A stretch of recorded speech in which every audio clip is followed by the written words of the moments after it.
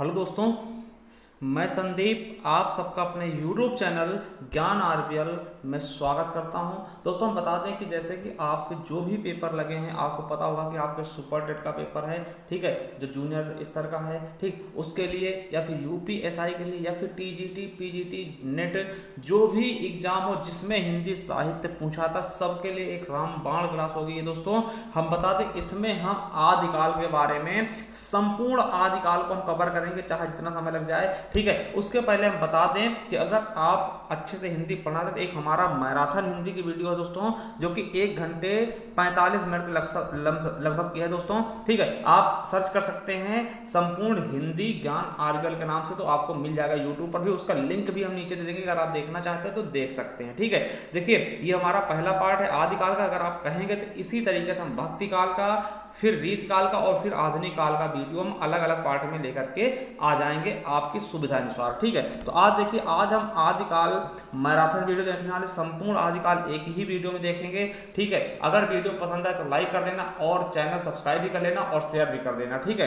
तो ये आपका कर्तव्य बनता है। देखिए ऐसी वीडियो शायद आपने कहीं देखी हो, तो चलिए शुरू करते हैं बिना किसी बातचीत के वीडियो सीधा, ठीक है। देखते हैं आदिकाल। देखिए आदिकाल आपको पता है कि क्या शुरुआती काल है, ठीक है। अब सबसे पहले देखेंगे, जैसे कोई बच्चा होता है जब जन्म लेता है, सबसे पहले उसका नामकरण होता है, ठीक। उसके नाम के बारे में सोचा था इसका नाम क्या रखा जाए, तो उसी तरीके से हम अगर आदिकाल के बारे में पढ़ रहे हैं तो सबसे पहले हमें इसके नामकरण के बारे में जानना होगा कि किसने इसका क्या नाम रखा। जैसे कोई बच्चा होता है तो उसके पिताजी बोलते हैं नाम रख दो, फूफा जी ये, तो उसी तरीके से इसके भी क्या हुए, आदिकाल जब शुरुआत हो दोस्तों, इसके नामकरण मतलब कि कुछ विद्वान हुए जिन्होंने बोला कि इन्होंने इसका अलग अलग नाम दे दिए, ठीक। तो वो चीज देखते हैं और यहां से आपका क्वेश्चन कई बार पूछा भी गया है, ठीक है। तो पहली चीज क्या है कि आदिकाल का नामकरण, तो किस वैज्ञानिक ने, किस विद्वान ने, किस इतिहासकार ने किसको इसको जो है आदिकाल को किस नाम से पुकारा। तो यहां से क्वेश्चन कई बार पूछेंगे, चाहे आपके पिछली बार सुपर टेट का पेपर रहा हो उसमें भी यहां से एक पूछा गया था, ठीक। तो चलिए देखिए पहले हम देखते हैं, एक तरफ क्या होगा हमारे प्रयोक्ता, मतलब कौन किसने क्या कहा है और क्या नामकरण दिया है, वो आपका दूसरी तरफ होगा, ठीक है। तो ये देखिए आप देख सकते हैं, इधर क्या होगा, ये इतिहासकार होंगे या फिर जिसने नाम दिया है, और ये क्या होगा किसने क्या नाम दिया, ठीक है। तो चलिए अब क्वेश्चन आएगा कि जॉर्ज ग्रियर्सन ने आदिकाल को किस नाम से पुकारा, या फिर जॉर्ज ग्रियर्सन द्वारा आदिकाल को किस नाम से जाना जाता है, तो किसके द्वारा, किस नाम से, चारणकाल, यानी कि जॉर्ज ग्रियर्सन ने आदिकाल को चारणकाल कहा।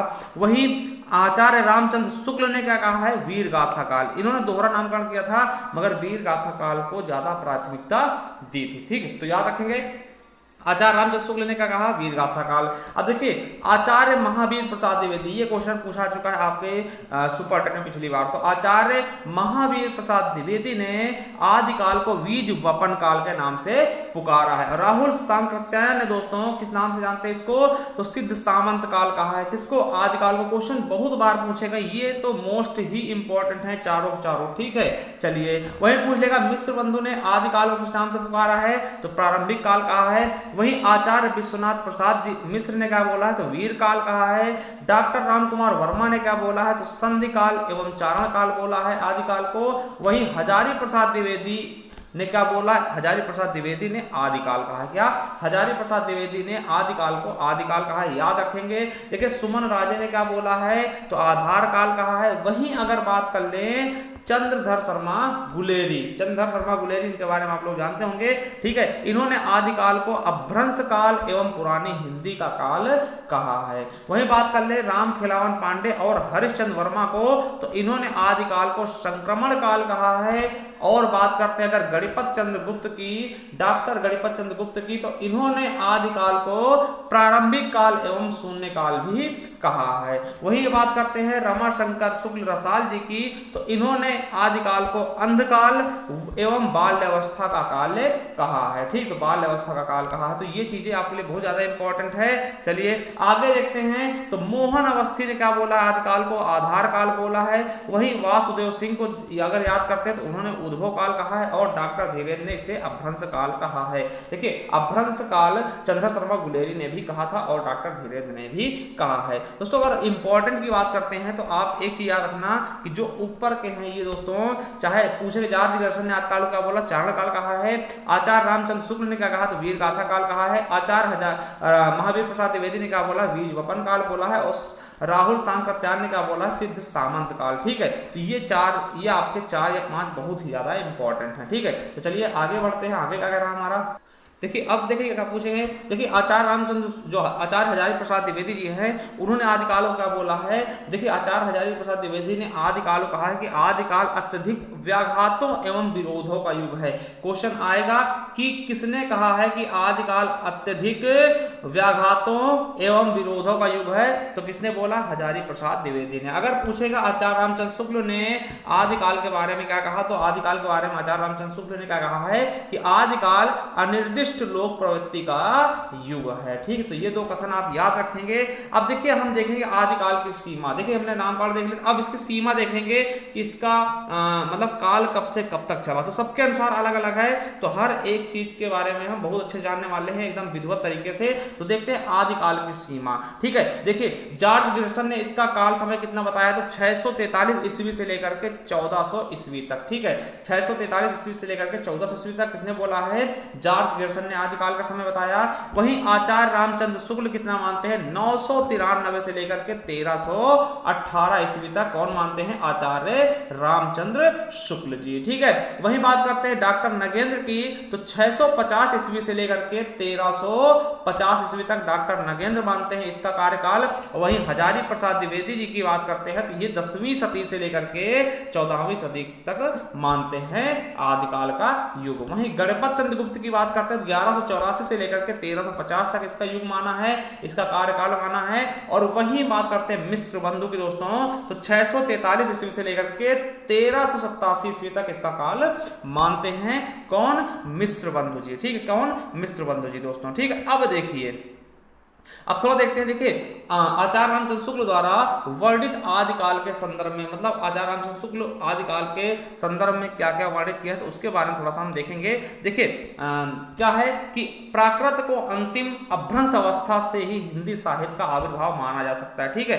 इन्होंने क्या कहा है कि प्राकृत को अंतिम अभ्रंश अवस्था से ही, प्राकृत काल की अंतिम अभ्रंश अवस्था से ही हिंदी साहित्य का आविर्भाव माना जा सकता है। ठीक है, अब देखिए हिंदी साहित्य का आदिकाल संवत 1050 से लेकर के संवत 1375 तक है ना, अर्थात महाराजा भोज के समय से लेकर के हमीर देव के समय के कुछ तक माना जा सकता है। यानी इन्होंने कहा है कि जो हमारा जो हिंदी साहित्य का काल है दोस्तों, हिंदी साहित्य के आदिकाल दोस्तों, वो संवत 1050 में महाराजा भोज से लेकर के 1375 संवत तक, यानी हमीर देव तक ये माना जा सकता है दोस्तों। ठीक है, अब देखिए इसको वीर गाथा काल क्यों कहते हैं, तो ये भी जान लीजिएगा। देखिए राजाश्रित कवि, राजाश्रित मतलब जो राजाओं के यहाँ आश्रित थे, यानी राजा के दरबार में रहते थे, उनके बारे में, उनके बड़प्पन के बारे में लिखते थे, उनको प्रभावित करते थे अपने लेख से दोस्तों, तो उसी को हम क्या बोलते हैं, समझिएगा, राजाश्रित कवि। और चारण, चारण मतलब जो चरणों में पड़े थे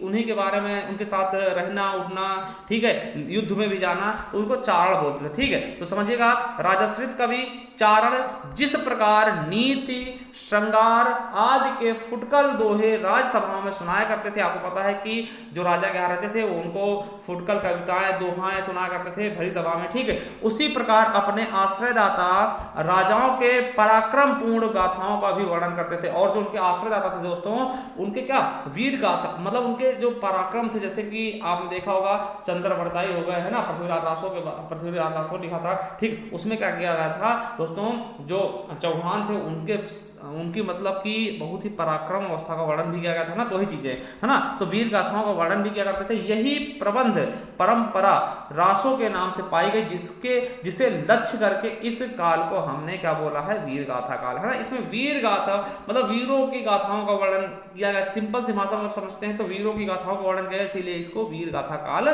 कह दिया गया। ठीक है, चलिए अब देखिए समझिए, अभ्रंश नाम से सबसे पहले, यानी अगर अभ्रंश की बात करते हैं, अभ्रंश नाम से सबसे पहले वल्लभी के राजा धरसेन द्वितीय के शिलालेख से मिलता। अगर पूछ ले कि अभ्रंश सबसे पहले कहाँ मिलता है, अभ्रंश नाम ठीक सबसे पहले कहाँ मिलता है, तो वल्लभी के राजा धरसेन द्वितीय। कहाँ? वल्लभी के राजा धरसेन द्वितीय। क्वेश्चन ये पूछा जा सकता है, याद रखेंगे, ठीक है। पूछ लेंगे कि अभ्रंश का सर्वप्रथम उल्लेख कहाँ मिलता है, तो अभ्रंश का सर्वप्रथम उल्लेख कहाँ मिलता है, वल्लभी के राजा धारसेन द्वितीय के शिलालेख से मिलता है, जिसमें उसने अपने पिता गुहसेन, किसके?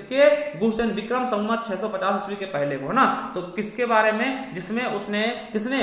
वल्लभी के राजा धारसेन ने अपने पिता गुहसेन को संस्कृत, प्राकृत और अभ्रंश तीनों का कवि माना है। तो क्वेश्चन आएगा कि अभ्रंश का सबसे पहले प्रयोग कहां देखने को मिला है, तो वल्लभी के राजा धरसेन द्वितीय के शिलालेख में, ठीक है। तो ये चीज आप समझ गए होंगे। चलिए थोड़ा सा हम वीडियो शुरू करने से पहले एक चीज बता दें कि दोस्तों, अगर इसकी आप पीडीएफ चाहते हैं, मतलब जो हम संपूर्ण हिंदी पढ़ाएंगे, या फिर देखिए अभी तो हम केवल इसमें आदिकाल, मगर ये जो पीडीएफ है दोस्तों, ये हमारी ई बुक है, ठीक। इसे पीडीएफ नहीं, आप ई बुक कह सकते हैं। इसमें आपको संपूर्ण हिंदी मिल जाएगी। इसके अलावा दोस्तों इसमें सभी प्रकार के पुरस्कार होंगे, कवि और उनके जन्म स्थान होंगे, ठीक, उनके उपनाम होंगे, बहुत सारी रचनाएं होंगी सभी बारे में, और संपूर्ण हिंदी साहित्य इतिहास। अगर आप ये तो हम केवल इसमें आदिकाल पढ़ा रहे हैं, इसमें सब कुछ होगा, ठीक है, सब कुछ होगा। इसके अलावा दोस्तों पुरस्कार होंगे आप कम से कम 8 से 8 तरह के पुरस्कार, जैसे आपका ज्ञानपीठ हो गया, ठीक, सलाहकार सम्मान हो गया, हिंदी साहित्य अकादमी हो गई, है ना। तो बहुत सारे पुरस्कार, लगभग 8 तरह के पुरस्कार होंगे, उपनाम होंगे कवियों के, ठीक है। हिंदी में प्रथम क्या है, उस तरीके के लगभग 135 प्लस क्वेश्चन होंगे, 125 प्लस क्वेश्चन होंगे। तो ये चीजें अगर आप चाहते हैं तो हमारी ई बुक परचेस कर सकते हैं, हम इसको ई बुक के रूप में आपको प्रोवाइड करवा सकते हैं। इस नंबर पर अगर आपको चाहिए तो आप इस नंबर पे हमें व्हाट्सएप कर सकते हैं, जिसका मूल्य हमने 50 रुपए रखा है। तो 50 रुपए देकर के आप हमसे ये ई बुक प्राप्त कर सकते हैं, ठीक है। चलिए आगे देखते हैं, नेक्स्ट आगे देखते हैं क्या है। अब देखिए हमें, हमारे दिमाग में आ रहा होगा कि देखिए आदिकाल तो हो गया, ठीक। अब देखते हैं आदिकाल का नाम कौन होगा, ठीक है, उसका काल हमने देख लिया। अब देखते हैं आदिकाल के प्रथम कवि कौन है, पहला कवि कौन है, और यहां से क्वेश्चन आपके एग्जाम में पूछ लिया जाता है। देखिए आदिकाल का प्रथम कवि आपने देखा होगा सरहपा को मानते हैं, ठीक। क्वेश्चन आएगा कि आदिकाल का प्रथम कवि कौन है, सरहपा है, सरहपा है ना, सरहपा है। मगर एक चीज याद रखना कि अगर पूछ ले किसके अनुसार, देखिए इस बार पूछा गया था आपके किसमें, तो जेल वार्डन के पेपर होते उसमें पूछा था कि आदिकाल के प्रथम कवि गणपत चंद्रगुप्त के अनुसार कौन हो। तो ये क्वेश्चन आपके लिए फिर क्या करेगा, कंफ्यूज क्रिएट करेगा। तो वो चीजें हम आपके कंफ्यूज को दूर करने वाले हैं। तो किसके अनुसार कौन है, ठीक है, आदिकाल या हिंदी का प्रथम कवि। देखिए क्वेश्चन पूछेगा आदिकाल का प्रथम कवि या फिर पूछ ले हिंदी का प्रथम कवि, तो क्वेश्चन वही है, ठीक। आदिकाल मतलब क्या, शुरुआत, और हिंदी की शुरुआत कहां से हुई, आदिकाल से तो हुई है, ठीक है। तो चलिए अब देखिए क्वेश्चन पूछेगा कि आचार्य रामचंद्र शुक्ल के अनुसार हिंदी के प्रथम कवि कौन है, या फिर आदिकाल का प्रथम कवि कौन है। तो आचार्य रामचंद्र शुक्ल ने किसको माना है प्रथम कवि, मुंज या भोज को। क्वेश्चन आ सकता है कि आचार्य रामचंद्र शुक्ल ने किसको प्रथम कवि माना है, तो मुंज या भोज को। वही बात करेंगे दूसरे नंबर पर, चंदा शर्मा गुलेरी ने किसको प्रथम कवि माना है, तो मुंज को माना है। और देखिए शिव सिंह सेंगर ने किसको माना है, तो पुष्य या पुंड्र को माना है दोस्तों। और मिश्र बंधु ने भी उन्हें ही माना, किसको, पुष्य या पुंड्र को दोस्तों। वही बात करेंगे कि हजारी प्रसाद द्विवेदी ने किसको प्रथम कवि माना है, तो अब्दुल रहमान को। किसको दोस्तों, अब्दुल रहमान को दोस्तों। और क्वेश्चन आएगा कि आचार्य डॉक्टर रामकुमार वर्मा ने किसको माना है प्रथम कवि हिंदी का, तो स्वयंभू को। आपको बता दें स्वयंभू को अभ्रंश का वाल्मीकि भी कहते हैं, अभ्रंश का प्रथम कवि भी बोलते हैं। तो स्वयंभू को प्रथम कवि किसने माना है हिंदी का या फिर आदिकाल का, तो डॉक्टर रामकुमार वर्मा ने।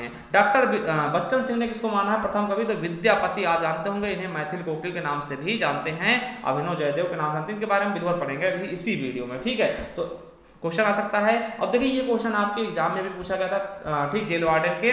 गणपत चंद्रगुप्त के अनुसार प्रथम कवि कौन था हिंदी का, तो शैलभद्र सूर्य को उन्होंने प्रथम कवि माना है हिंदी का, ठीक है। अब देखिए राहुल संस्कृत, देखिए जो आपका बहुत ही अच्छा मत है, तो किसे माना गया है, तो राहुल संस्कृत्यायन किसको माना गया। अगर क्वेश्चन पूछेगा कि हिंदी के प्रथम कवि कौन है, तो आप सरहपा बता देना, ठीक है, सरहपा बता देंगे।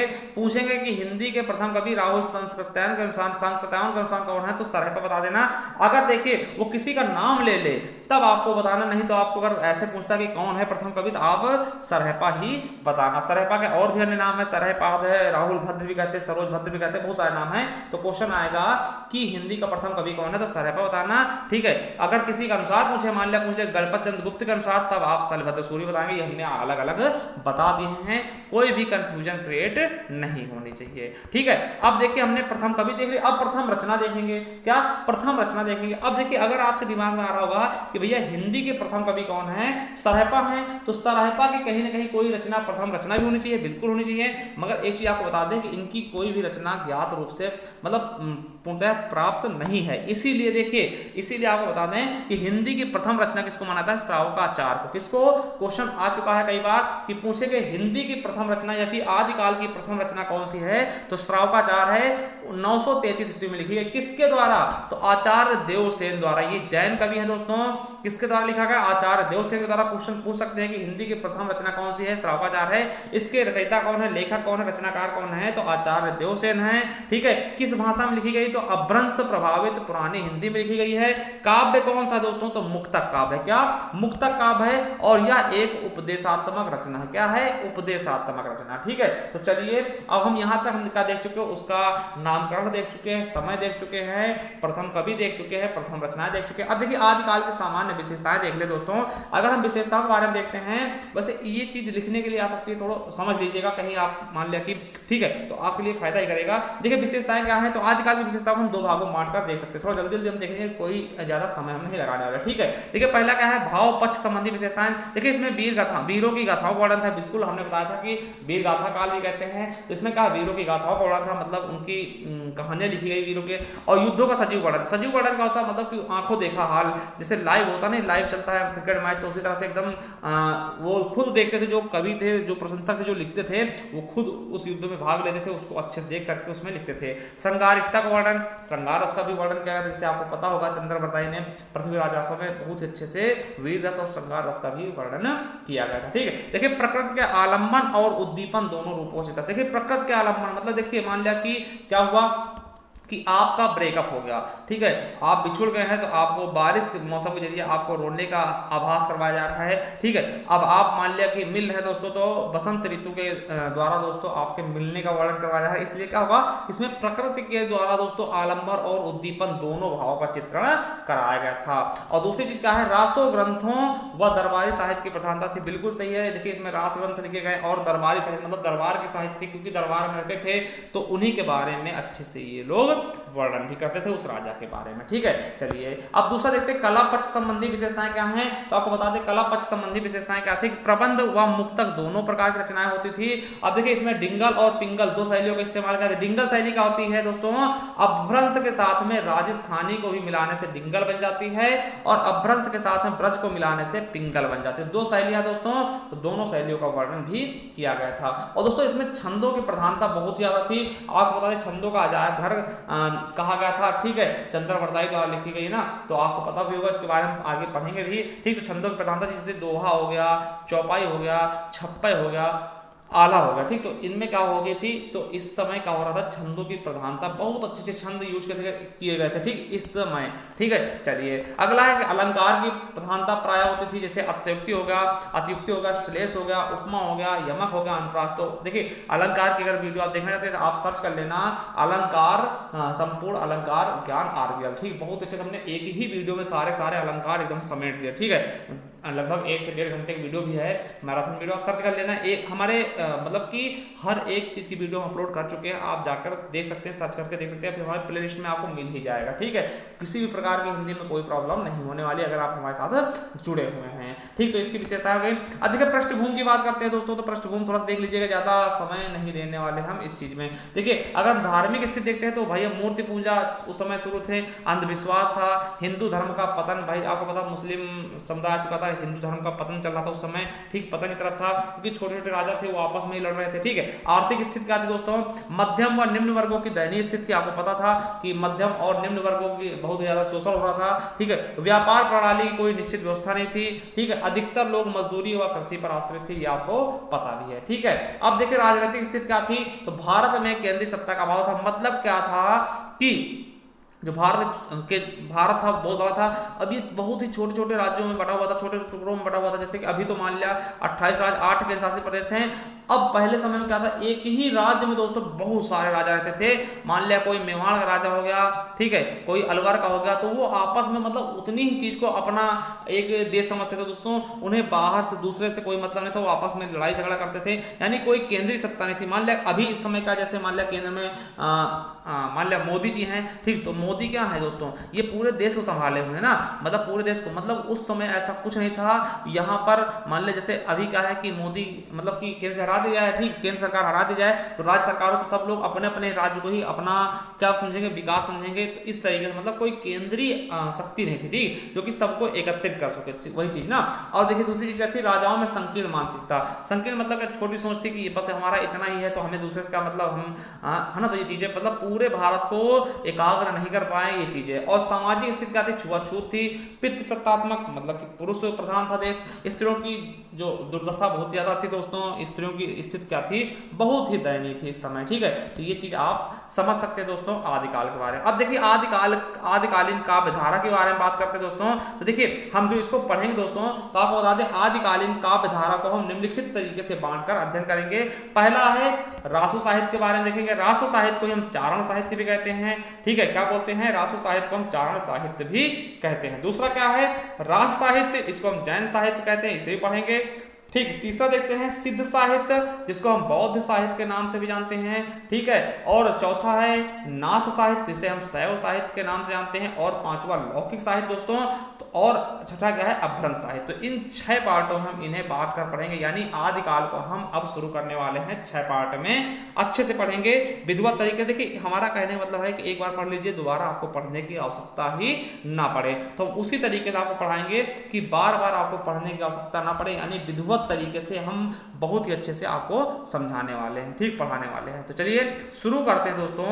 आप देखेंगे सबसे पहले हम रासो साहित्य के बारे में, जिसे हम क्या जानते हैं, चारण साहित्य काल भी कहते हैं, मतलब चारण साहित्य भी कहते हैं, ठीक है। तो ये आदिकाल के अंदर पार्ट है। देखिए आदिकाल को हम 6 भागों में बांट के पढ़ सकते हैं, वही चीज हमने बताया। देखिए एक बार दोबारा बता दें कि अगर क्वेश्चन आ सकता है कि आदिकाल को कितने भागों में पढ़ रहे हैं, तो 6 भागों में पढ़ेंगे। 6 भागों में पढ़ने के बाद हमारा पूरा आदिकाल समाप्त हो जाएगा, ठीक। रासो साहित्य पढ़ेंगे, रास साहित्य पढ़ेंगे, सिद्ध साहित्य पढ़ेंगे, नाथ साहित्य पढ़ेंगे, लौकिक साहित्य और अभ्रंश साहित्य को भी हम पढ़ लेंगे, ठीक है। तो ये हमारा आदिकाल पूरा कंप्लीट हो जाएगा, संपूर्णतः समाप्त हो जाएगा, ठीक है। तो चलिए देखने वाले हम दोस्तों आदिकाल में रासो साहित्य के बारे में, जिसे हम क्या बोलते हैं, चारण साहित्य बोलते हैं। क्या, चारण साहित्य बोलते हैं। देखिए चलिए शुरू करते हैं। अब देखिए आचार्य रामचंद्र शुक्ल ने रासो साहित्य का विवरण वीर गाथा के अंतर्गत दिया। आपको पता होगा कि जो रासो साहित्य दोस्तों, इसको वीर गाथा के अंतर्गत रखा है, क्योंकि आपको पता है कि जो वीर गाथा था दोस्तों, इसी में रासो साहित्य का वर्णन किया गया है, ठीक है। तो ये समझ सकते हैं वीर गाथा काल भी कहा गया है, ठीक, आदिकाल को, तो ये भी याद रखेंगे। अब देखिए आचार्य रामचंद्र शुक्ल के अनुसार वीर गीति परंपरा का प्राचीनतम ग्रंथ कौन है, बीसल देव रासो। आप याद रखें कि ये मोस्ट इंपॉर्टेंट है, कि पूछेंगे कि वीर गीत परंपरा का, यानी वीर तो जो वीर के जो गीत था दोस्तों, गीत मतलब क्या, गाना है ना, गीत टाइप का वीरों के लिए, इस परंपरा का सबसे प्राचीन रचना कौन सी, तो बीसल देव रासो है, ठीक। तो ये चीज आप याद रखेंगे। अब देखिए विभिन्न विद्वानों के अनुसार रासो शब्द की उत्पत्ति, देखिए जो रास है ना, जो रास साहित्य, इसमें रासो जो है दोस्तों, बहुत से विद्वान क्या मानते हैं, कहां से इस रासो शब्द की उत्पत्ति, जो ये रासो साहित्य, तो रासो साहित्य में से रासो शब्द की उत्पत्ति कहां से मानी गई है और किसने कहां से माना, तो ये क्वेश्चन आपके लिए बन सकता है। कि यहां से देखेंगे, देखिए रासो साहित्य की उत्पत्ति जो गारसा दासी है दोस्तों, वो राजसूय यज्ञ से मानते हैं। वो मानते हैं कि राजसूय यज्ञ से ही रासो शब्द की उत्पत्ति हुई है दोस्तों, ठीक है। और वहीं आचार्य रामचंद्र शुक्ल किससे मानते हैं, तो रासो शब्द की उत्पत्ति रसायन से मानते हैं। और इसके प्रमाण में दोस्तों इन्होंने बीसल देव रासो को ठहराया है, कि बीसल देव रासो में बताया गया है कि रसायन से ही रासो की उत्पत्ति हुई है दोस्तों। अब आगे देखते हैं, आचार्य हजारी प्रसाद द्विवेदी व दशरथ शर्मा किसको कहां से मानते हैं दोस्तों, ठीक है, याद रखेंगे। आचार्य हजारी प्रसाद द्विवेदी, दशरथ शर्मा, नरोत्तम स्वामी, माता प्रसाद गुप्त और गणपत चंद्र गुप्त किससे मानते हैं, रासो की उत्पत्ति रासक से मानते हैं। किससे दोस्तों,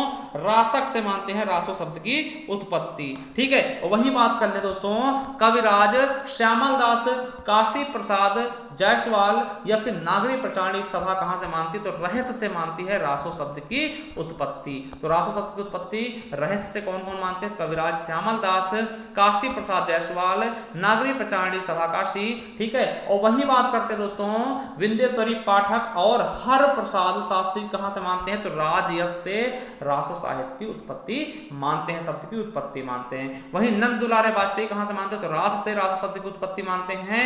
और राम स्वरूप चतुर्वेदी राउस या रस से रासो शब्द की उत्पत्ति मानते हैं दोस्तों, क्या उत्पत्ति मानते हैं। अब देखिए रासो साहित्य की अगर विशेषताएं देखें दोस्तों, देखिए रासो साहित्य अधिकांशतः चारण कवियों द्वारा रचित, चारण कवियों का जो उनके चरणों में रहते, मतलब कि चरणों में क्या कह सकते हैं, उनके साथ ही रहते थे, ठीक है, राजाओं के साथ में रहते थे, ठीक है। अब देखिए ये क्वेश्चन आपके एग्जाम में पूछा जा चुका है कि रासो साहित्य में सर्वाधिक रचनाएं कहां से प्राप्त होती है। दोस्तों आपको बता दें कि राजस्थान से, राजाओं का स्थान, आपको पता है कि अधिकतर जो रासो साहित्य दोस्तों उसमें आपको राजस्थान की ही, मतलब कि वहीं के बारे में प्राप्त हो जाएंगी, और सबसे ज्यादा जो रासो साहित्य वो राजस्थान से ही प्राप्त हुई है दोस्तों, ठीक है। अब देखिए रासो साहित्य में दोस्तों अतिशयोक्ति और अतियुक्ति पूर्ण वीरता का वर्णन है। अतिशयोक्ति क्या होता है कि बढ़ा चढ़ा के वर्णन करना, और अतियुक्ति क्या होता है, इतना बढ़ा चढ़ा देना दोस्तों उस चीज का कि लोग हंसने लगे, ठीक है, हाथ से पद हो जाए, उसको हम अतियुक्ति अलंकार के अंतर्गत रखते हैं।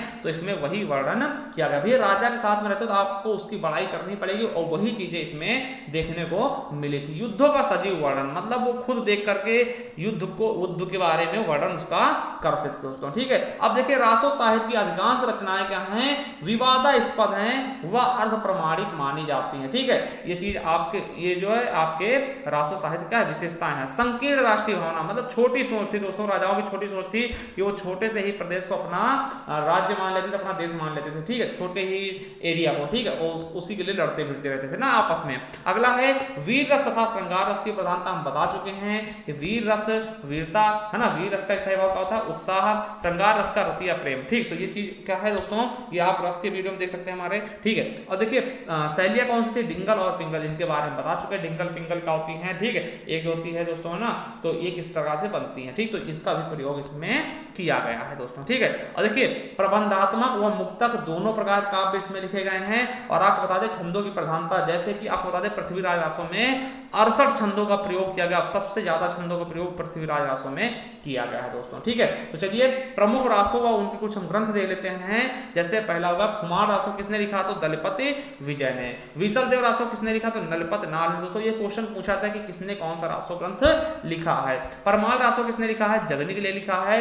पृथ्वीराज रासो किसने लिखा, चंद्रवरदाई ने लिखा है। हमीर रासो किसने लिखा है, सारंग देव ने लिखा है दोस्तों, सारंग धर ने लिखा है। और विजयपाल रासो किसने लिखा, नल सिंह ने लिखा है। देखिए ये क्या है आपके जो रास साहित्य दोस्तों, रासो साहित्य उससे लिए गए हैं। और ये जो है ये अलग से, मगर इनको हम इकट्ठे लिखे दे रहे हैं दोस्तों, इकट्ठे याद कर लेना, ठीक है। राम रासो किसने लिखा, तो समय सुंदर ने लिखा है। राणा रासो किसने लिखा, दयाल कवि ने लिखा है। और रतन रासो किसने लिखा, कुंभकर्ण ने लिखा है।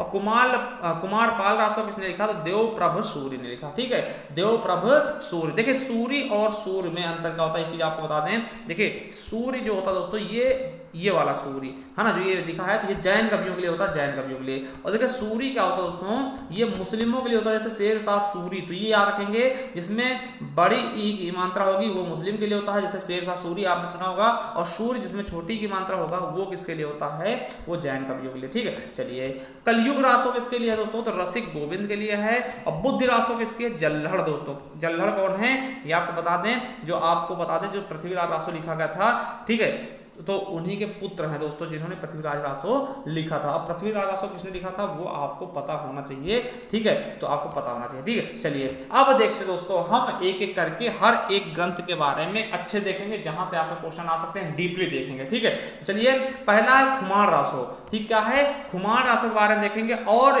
जिसके रचनाकार कौन है, दलिपत विजय। क्या, खुमार रासो रचनाकार कौन है, दलिपत विजय दोस्तों, ठीक है। अब देखिए खुमार रासो दोस्तों, अगर आप क्वेश्चन पूछा जाएगा, इससे क्या पूछा जाएगा, तो पूछेंगे कि रासो साहित्य की पहली रचना कौन सी है। तो रासो साहित्य की पहली रचना किसको माना था, खुमार रासो को माना था। इसका रचना काल कब है, 9वीं शताब्दी। क्वेश्चन आएगा कि रासो साहित्य, जब भी कोई रासो लिखी गई सबसे पहले कौन सा रासो लिखा गया, तो खुमार रासो लिखा गया दोस्तों, किसको, दलपत विजय द्वारा, ठीक है। तो क्वेश्चन आ सकता है कि रासो साहित्य की पहली रचना कौन सी है, तो खुमार रासो। क्वेश्चन इंपॉर्टेंट है यही क्वेश्चन, ठीक है। दूसरा क्या है कि खुमार रासो को रामचंद्र शुक्ल जी ने क्या माना, हिंदी का प्रथम जय काव्य। क्वेश्चन आएगा कि हिंदी का प्रथम जय काव्य कौन सा है, तो खुमार रासो, ठीक है, क्वेश्चन आ सकता है, ठीक है। अब देखिए हजारी प्रसाद द्विवेदी ने इसे आदिकालीन रासो साहित्य में स्थान दे दिया। क्वेश्चन आ सकता है खुमार रासो को किसने आदिकालीन रासो साहित्य में स्थान नहीं दिया, तो हजारी प्रसाद द्विवेदी ने। अब देखिए खुमार रासो में किसका वर्णन किया गया, तो आपको बता दें कि खुमार रासो में बप्पा रावल से लेकर के राज सिंह तक का वर्णन किया गया, किंतु खुमार शासक का अत्यधिक वर्णन होने के कारण इसका नाम क्या रखा गया, खुमार रासो। देखिए यहाँ पर बप्पा रावल से लेकर के राज सिंह तक का वर्णन किया गया, मगर अत्यधिक वर्णन किसका मिलता है, खुमार रासो का।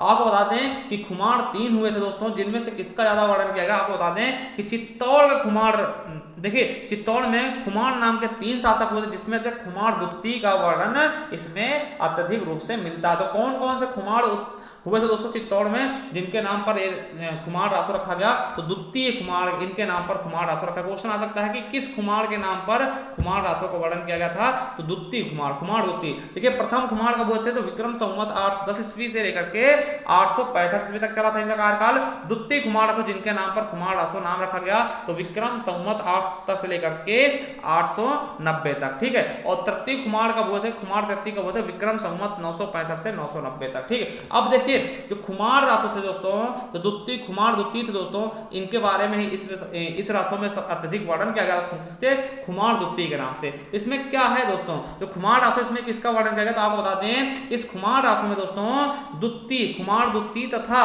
बगदाद के खलीफा का नाम था अलमामू, यानी खुमार द्वितीय और अलमामू के बीच हुए युद्ध का चित्रण इसमें किया गया है। और आपको बता दें क्वेश्चन आ सकता है कि खुमार रासो में कुल कितने युद्धों का वर्णन है, तो खुमार रासो में कुल 24 युद्धों का वर्णन किया गया। कितने युद्ध दोस्तों, आपको खुमार रासो में कुल 24 युद्ध मिल जाएंगे, ठीक है। अब क्वेश्चन आ सकता है कि खुमार रासो की जो हस्तलिखित प्रति दोस्तों, यानी आपको पता है कि जो मतलब कि दलपत विजय ने हाथ से लिखा होगा, तो उसकी जो प्रति दोस्तों कहां पर संग्रहित रखी गई, तो पूना संग्रहालय में इस हस्तलिखित प्रति को रखा गया। अब क्वेश्चन आ सकता है खुमार रासो की भाषा कैसी, तो राजस्थानी है। कितने छंद पाए गए, तो 5000 छंद खुमार रासो में है दोस्तों, कितने 5000 छंद। तो खुमार रासो हम देख चुके हैं।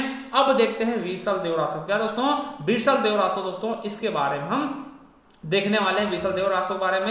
ये दूसरा हमारा रासो, देखिए ये क्रम से हम लिखवा भी रहे हैं, पहले कौन सा रासो लिखा गया, खुमार रासो, फिर बीसल देव रासो, इस तरीके से हम एक क्रम से ही बता रहे हैं दोस्तों, ये भी याद रखेंगे। अगर हम बीसल देव के दोस्तों बात करें इसके रचना काल की, तो 1155 माना जाता है, 1155 ईस्वी शुक्ल के अनुसार, आचार्य रामचंद्र शुक्ल के अनुसार, और यही क्या है प्रमुख रूप से मान्य भी है दोस्तों। इसका अगर हम काव्य रूप देखते तो क्या है, मुक्तक भी और गेय रचना भी है ना, मतलब गाया भी जा सकता है गेय रचना, ठीक है, ये चीज है। अब देखिए इसमें क्या वर्णन है, किसका वर्णन किया गया, तो ये चीज बता दें। देखिए इसमें अजमेर के चौहान शासक, क्या बीसल देव रासो में किसका वर्णन है, तो अजमेर के चौहान शासक यानी तृतीय, कौन, बीसल देव तृतीय। क्वेश्चन आ सकता है किसका वर्णन है, तो अजमेर के चौहान शासक थे, कौन थे, बीसल देव तृतीय, जिनका नाम क्या था, उन्हें जो बीसल देव तृतीय दोस्तों, उन्हें विग्रह राज चतुर्थ के नाम से भी जाना जाता था, ठीक। याद रखेंगे जो बीसल देव दोस्तों, इसमें अजमेर के जो चौहान शासक थे, किसका नाम था उनका, बीसल देव तृतीय, या फिर विग्रह राज चतुर्थ के नाम से जाना जाता था। तथा मालवा के भोज परमार की पुत्री, क्या मालवा के राजा थे भोज परमार थे, उनकी पुत्री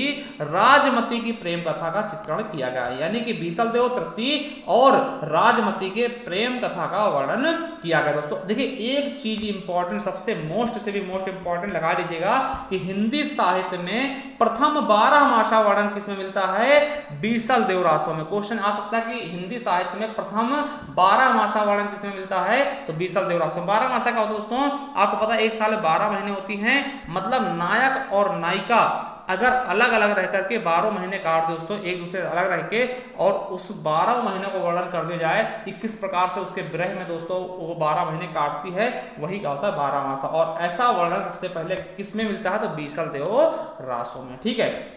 चलिए अब देखिए बीसल देव रासो के बारे में बात करें दोस्तों, तो आचार्य रामचंद्र शुक्ल ने बीसल देव रासो को दोस्तों हिंदी साहित्य का प्रथम गीत वीर गीत परंपरा की रचना मानी। अगर क्वेश्चन आ सकता है कि हिंदी साहित्य वीर गीत परंपरा की पहली रचना कौन सी है, तो बीसल देव रासो, ठीक है। अब देखिए नरपत नाल ने इसे स्त्री रसायन भी कहा, तो बीसल देव रासो को नरपत नाल ने और क्या कहा है, तो स्त्री रसायन कहा। अब देखिए डॉक्टर भागीरथी मिश्र ने इसे रासो साहित्य न मानकर इसे रास साहित्य के अंतर्गत रखते हैं। तो क्वेश्चन आ सकता है किसने, जो बीसल देव रासो दोस्तों, इसको रासो साहित्य न मान के रास साहित्य मानते, तो भागीरथी मिश्र जी, ठीक है। देखिए क्वेश्चन कैसे बन सकते हैं ना। अब देखिए सर्वप्रथम बीसल देव रासो का संपादन किसने किया, तो सत्यजीवन वर्मा ने। किसने दोस्तों, सत्यजीवन वर्मा ने विक्रम संवत 2008 में नागरी प्रचारणी सभा काशी से प्रकाशित किया, जिसमें कुल कितने 124 पद थे दोस्तों। और दोबारा किसने किया, तो दोस्तों बता दें कि दोबारा डॉक्टर माता प्रसाद गुप्त द्वारा संपादित किया गया।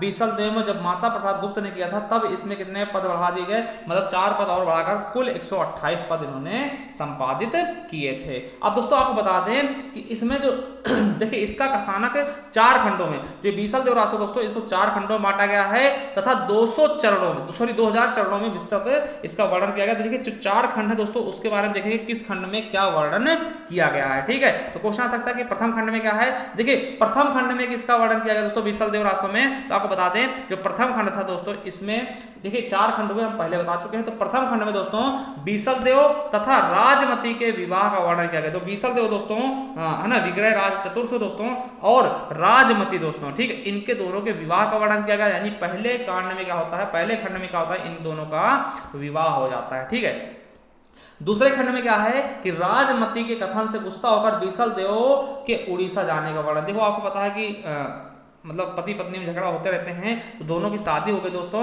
देखिए बीसल देव, राजमती ने कुछ कह दिया होगा बीसल देव, और बीसल देव गुस्सा हो गए, इतना गुस्सा हो गए कि उन्हें छोड़ करके उड़ीसा चले गए। ठीक है, आपको पता है कि ये उड़ीसा चले गए। अब देखिए तृतीय खंड में क्या हुआ कि जो राजमती दोस्तों वो क्या होती है भैया, अब उड़ीसा चले गए तो राजमती अकेले रह गई। तो इसमें क्या किया गया, राजमती के वियोग का वर्णन, मतलब बिछड़ने का वर्णन दोस्तों। और इसी में 12 मासा का वर्णन मिलता है दोस्तों। 1 साल तक इनसे अलग रहे थे और हर 1 महीने का वर्णन किया गया था, इसीलिए इसको प्रथम 12 मासा वर्णन, इसीलिए इसको प्रथम 12 मासा वर्णन कहा जाता है। तो याद रखना कि तृतीय खंड में क्या है, राजमती के वियोग का वर्णन दोस्तों। ठीक है, अब चतुर्थ में क्या दोस्तों, देखिए चतुर्थ में क्या है कि जो भोज परमार की पुत्री दोस्तों, ठीक है, नागमती राजमती थी दोस्तों। अब देखिए भोज परमार द्वारा अपनी पुत्री घर ले जाया जाता है और बीसल देव उड़ीसा से वापस आते हैं और दोनों का पुनर्मिलन हो जाता है। देखिए दोबारा सुनिए, देखिए पहले में क्या होता है, इनका विवाह होता है। दूसरे में क्या होता है, गुस्सा होकर चले आते हैं। तीसरे में क्या होता है, वियोग हो जाता है। चौथे में क्या होता है, इनका फिर से मिलन हो जाता है। ठीक, तो ये 4 खंड थे, तो आपने चारों खंडों के बारे में अच्छे से देख लिया होगा। ठीक है, अब देखते हैं परमाल रासो। क्या परमाल रासो दोस्तों, और परमाल रासो लिखा किसने, तो परमाल रासो जगदीक ने लिखा। किसने लिखा है, जगदीक ने लिखा दोस्तों। अगर हम इसके रचनाकाल की बात करते हैं तो इसका विक्रम संवत क्या है, 1230 ईस्वी। अगर हम इस ईस्वी में देखते हैं तो 1173 ईस्वी में परमाल रासो लिखा गया दोस्तों। ठीक है, अब देखिए परमाल रासो के बारे में बात करते हैं। देखिए इस रचना में कलिंजर के साथ साथ किसका वर्णन है, परमर देव का। ठीक है, परमर देव के 2 जो वीर सरदार दोस्तों, इनके यहाँ जो सरदार थे दोस्तों उनका वर्णन किया गया। कौन से वीर सरदार थे दोस्तों, आल्हा और उदल। ठीक है, कलिंजर का किला आपने देखा होगा जिसमें शेरशाह सूरी की मृत्यु हो जाती है। ठीक है, बम बारूद के फटने से। तो वहीं के राजा थे कौन, शासक थे परमर देव दोस्तों। ठीक, और उनके जो सरदार थे दोस्तों आल्हा और उदल, आपने सुना भी होगा इनके बारे में, आल्हा, ठीक है, वही चीज है। ठीक है, तो इनके वीरता चित्रण किया गया और ये दोनों कहाँ के थे, महोबा के रहने वाले थे। ठीक दोस्तों, अब देखिए क्वेश्चन आता है कि सर्वप्रथम जो परमाल रासो का प्रकाशन किसने किया, तो आपको बताते हैं सर्वप्रथम परमाल रासो का प्रकाशन फर्रुखाबाद के तत्कालिक दोस्तों कलेक्टर चार्ल्स एलियट ने, किसने, चार्ल्स एलियट ने 1865 ईस्वी में आला खंड के नाम से करवाया था। किस नाम से, आला खंड के नाम से करवाया था दोस्तों। किसने करवाया था, चार्ल्स एलियट ने। ठीक है, तो याद रख लेंगे। अब देखिए क्या, अब देखिए इसके बाद वाटरफील्ड ने अंग्रेजी में इसका प्रकाशन करवाया। किसमें दोस्तों, वाटरफील्ड ने इसका प्रकाशन किसमें करवाया, अंग्रेजी में करवाया। ठीक है, तो याद रखेंगे। अब देखिए 1920 में डॉक्टर श्याम सुंदर दास ने इसका परमाल रासो के नाम से नागरी प्रचारणी सभा काशी में प्रकाशन इसका करवाया। 1920 में किसने करवाया, तो डॉक्टर श्याम सुंदर दास ने इसका परमाल रासो के नाम से नागरी प्रचारणी सभा काशी से इसका प्रकाशन करवाया था दोस्तों। ठीक है, अब देखिए जो ये दोस्तों इसका जो परमाल रासो दोस्तों, इसका एक खंड है दोस्तों जिसको आल्हा बोलते हैं ना, तो आपको बता दें कि आल्हा इसी को बोलते हैं परमाल रासो दोस्तों। देखिए इसके जो पद है दोस्तों, बुंदेलखंड, महोबा तथा वैश्वारा के आसपास वर्षा ऋतु में गाए जाते हैं। किसके, आल्हा, आपने जानते होंगे, अगर आप वहां से होंगे तो आपको पता भी होगा। ठीक है, तो कहां कहां गाया जाता है दोस्तों, तो बता दें बुंदेलखंड, महोबा, वैश्वारा के आसपास वर्षा ऋतु में गाया था। और ये क्वेश्चन आपके यूपी पुलिस में पूछा गया था कि आल्हा कहां गाया था, बुंदेलखंड में, किस ऋतु में, वर्षा ऋतु में। ठीक दोस्तों, तो ये चीज आपको पता होना चाहिए। अब देखिए इसकी विशेषता बात करते हैं दोस्तों, तो इसमें देखिए इस रचना में बनाफरों की 52 लड़ाइयों का वर्णन किया गया। कितनी? 52 लड़ाइयों का वर्णन किया गया। और ये किस भाषा में लिखी गई दोस्तों? तो आपको पता होगा जब हमने हिंदी की जो 17 बोलियां पढ़ाई थी उसमें हमने छत्तीसगढ़ी पढ़ाई थी और उसकी एक उप बोली बताई थी बनाफरी। तो ये बनाफरी में ही लिखी गई, मतलब छत्तीसगढ़ की बोली की एक उप बोली होती है बनाफरी, उसमें लिखी गई। और ये गेय तथा मुक्तक काव्य क्या है? गेय तथा मुक्तक काव्य है दोस्तों। चलिए अब सबसे इंपॉर्टेंट जहां से क्वेश्चन बनते हैं, पृथ्वीराज रासो चंद बरदाई द्वारा लिखा गया, तो इसके बारे में देखेंगे। क्या? चंद बरदाई के बारे में देखेंगे दोस्तों। ठीक है, अब देखिए अगर चंद बरदाई की बात करते हैं, पृथ्वीराज रासो की बात करते हैं, रचना काल की बात करते हैं, 1193 ईस्वी में इसका क्या माना था? रचना काल माना था। कब? 1193 ईस्वी इसका रचना काल माना जाता दोस्तों। अब इसमें कुल कितने सर्ग हैं? देखिए इनके सर्गों को हम समय के नाम जानते हैं और कुल 69 सर्ग है। कितने? 69। ठीक है, तो आपको बता दें एक चीज याद रखना, देखिए 69, देखिए कुल कितने समय है, इसमें कितने सर्ग हैं? इनके सर्गों को हम समय के नाम जानते हैं। कुल कितने समय है? 69 हैं, जिसमें देखिए 61 सर्गों की रचना किसने की थी? चंद्र बरदाई ने। अब देखिए जब चंद्र बरदाई आपको पता होगा पृथ्वीराज चौहान थे दोस्तों, ठीक है। अब देखिए इसमें से जो 69 है, इसमें से 61 सर्गों की रचना किसने की थी? चंद्र बरदाई ने की थी। और जो बचे हुए 8 सर्ग हैं दोस्तों, उनकी रचना किसने की? जो चंद्र बरदाई के पुत्र था जल्हड़ दोस्तों। तो क्वेश्चन पूछ सकते हैं कि पृथ्वीराज रासो को पूर्ण किसने किया था? ठीक है, तो और किसने पूरा किया था इसको? तो उनके पुत्र जल्हड़ द्वारा पूरा किया गया था इसको। ठीक है, बचे हुए 8 सर्ग। ठीक है, अब देखिए क्वेश्चन कहां बनेंगे? क्वेश्चन पूछे जाएगा आपका हिंदी का प्रथम महाकाव्य कौन सा है? तो पृथ्वीराज रासो बता देना। पूछ ले हिंदी का प्रथम महाकवि किसको कहते हैं? तो चंद्र बरदाई कहते हैं, क्योंकि जब प्रथम महाकाव्य पृथ्वीराज रासो है तो इसी के प्रथम कवि ही महाकवि माने जाएंगे। यानी हिंदी के प्रथम महाकवि कौन है?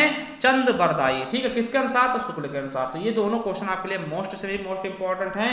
ठीक है, अब देखिए समझिए क्वेश्चन समझिए। ठीक है, देखिए पृथ्वीराज रासो में 68 छंदों का प्रयोग किया गया है, जिसमें से कवित्व होगा, छप्पय होगा, दूहा होगा, तोमर होगा, त्रोटक होगा, गाहा होगा, आर्या होगा। ठीक इसीलिए दोस्तों पृथ्वीराज रासो को आचार्य रामचंद्र शुक्ल ने छंदों का अजायब घर कहा। क्या बोला है? छंदों का अजायब घर कहा है। किसने कहा है? तो आचार्य रामचंद्र शुक्ल ने। क्वेश्चन आ सकता है कि छंदों का अजायब घर आचार्य रामचंद्र शुक्ल ने किसको कहा है? तो पृथ्वीराज रासो को। ठीक है, क्यों कहा है? क्योंकि इसमें 68 छंदों का वर्णन एक ही उसमें कर दिया गया। ठीक है, अब देखिए क्वेश्चन और पूछाएगा कि देखिए अब जो आपको बताते हैं कि छप्पय जो चंद्र बरदाई दोस्तों इनका जो प्रमुख छंद कौन सा था? छप्पय था दोस्तों। याद रखेंगे कि छप्पय चंद्र बरदाई का प्रिय छंद था, इसलिए डॉक्टर नामवर सिंह, देखिए नामवर सिंह के बारे में आप जानते होंगे, ये अपने उत्तर प्रदेश से बिलोंग करते हैं, इनका हाल ही में निधन हुआ। ठीक है, तो डॉक्टर जो नामवर सिंह दोस्तों, इन्होंने चंद्र बरदाई दोस्तों छप्पय का बादशाह या फिर छप्पय का राजा कहा। क्वेश्चन आ सकता है कि छप्पय का बादशाह किसको कहते हैं?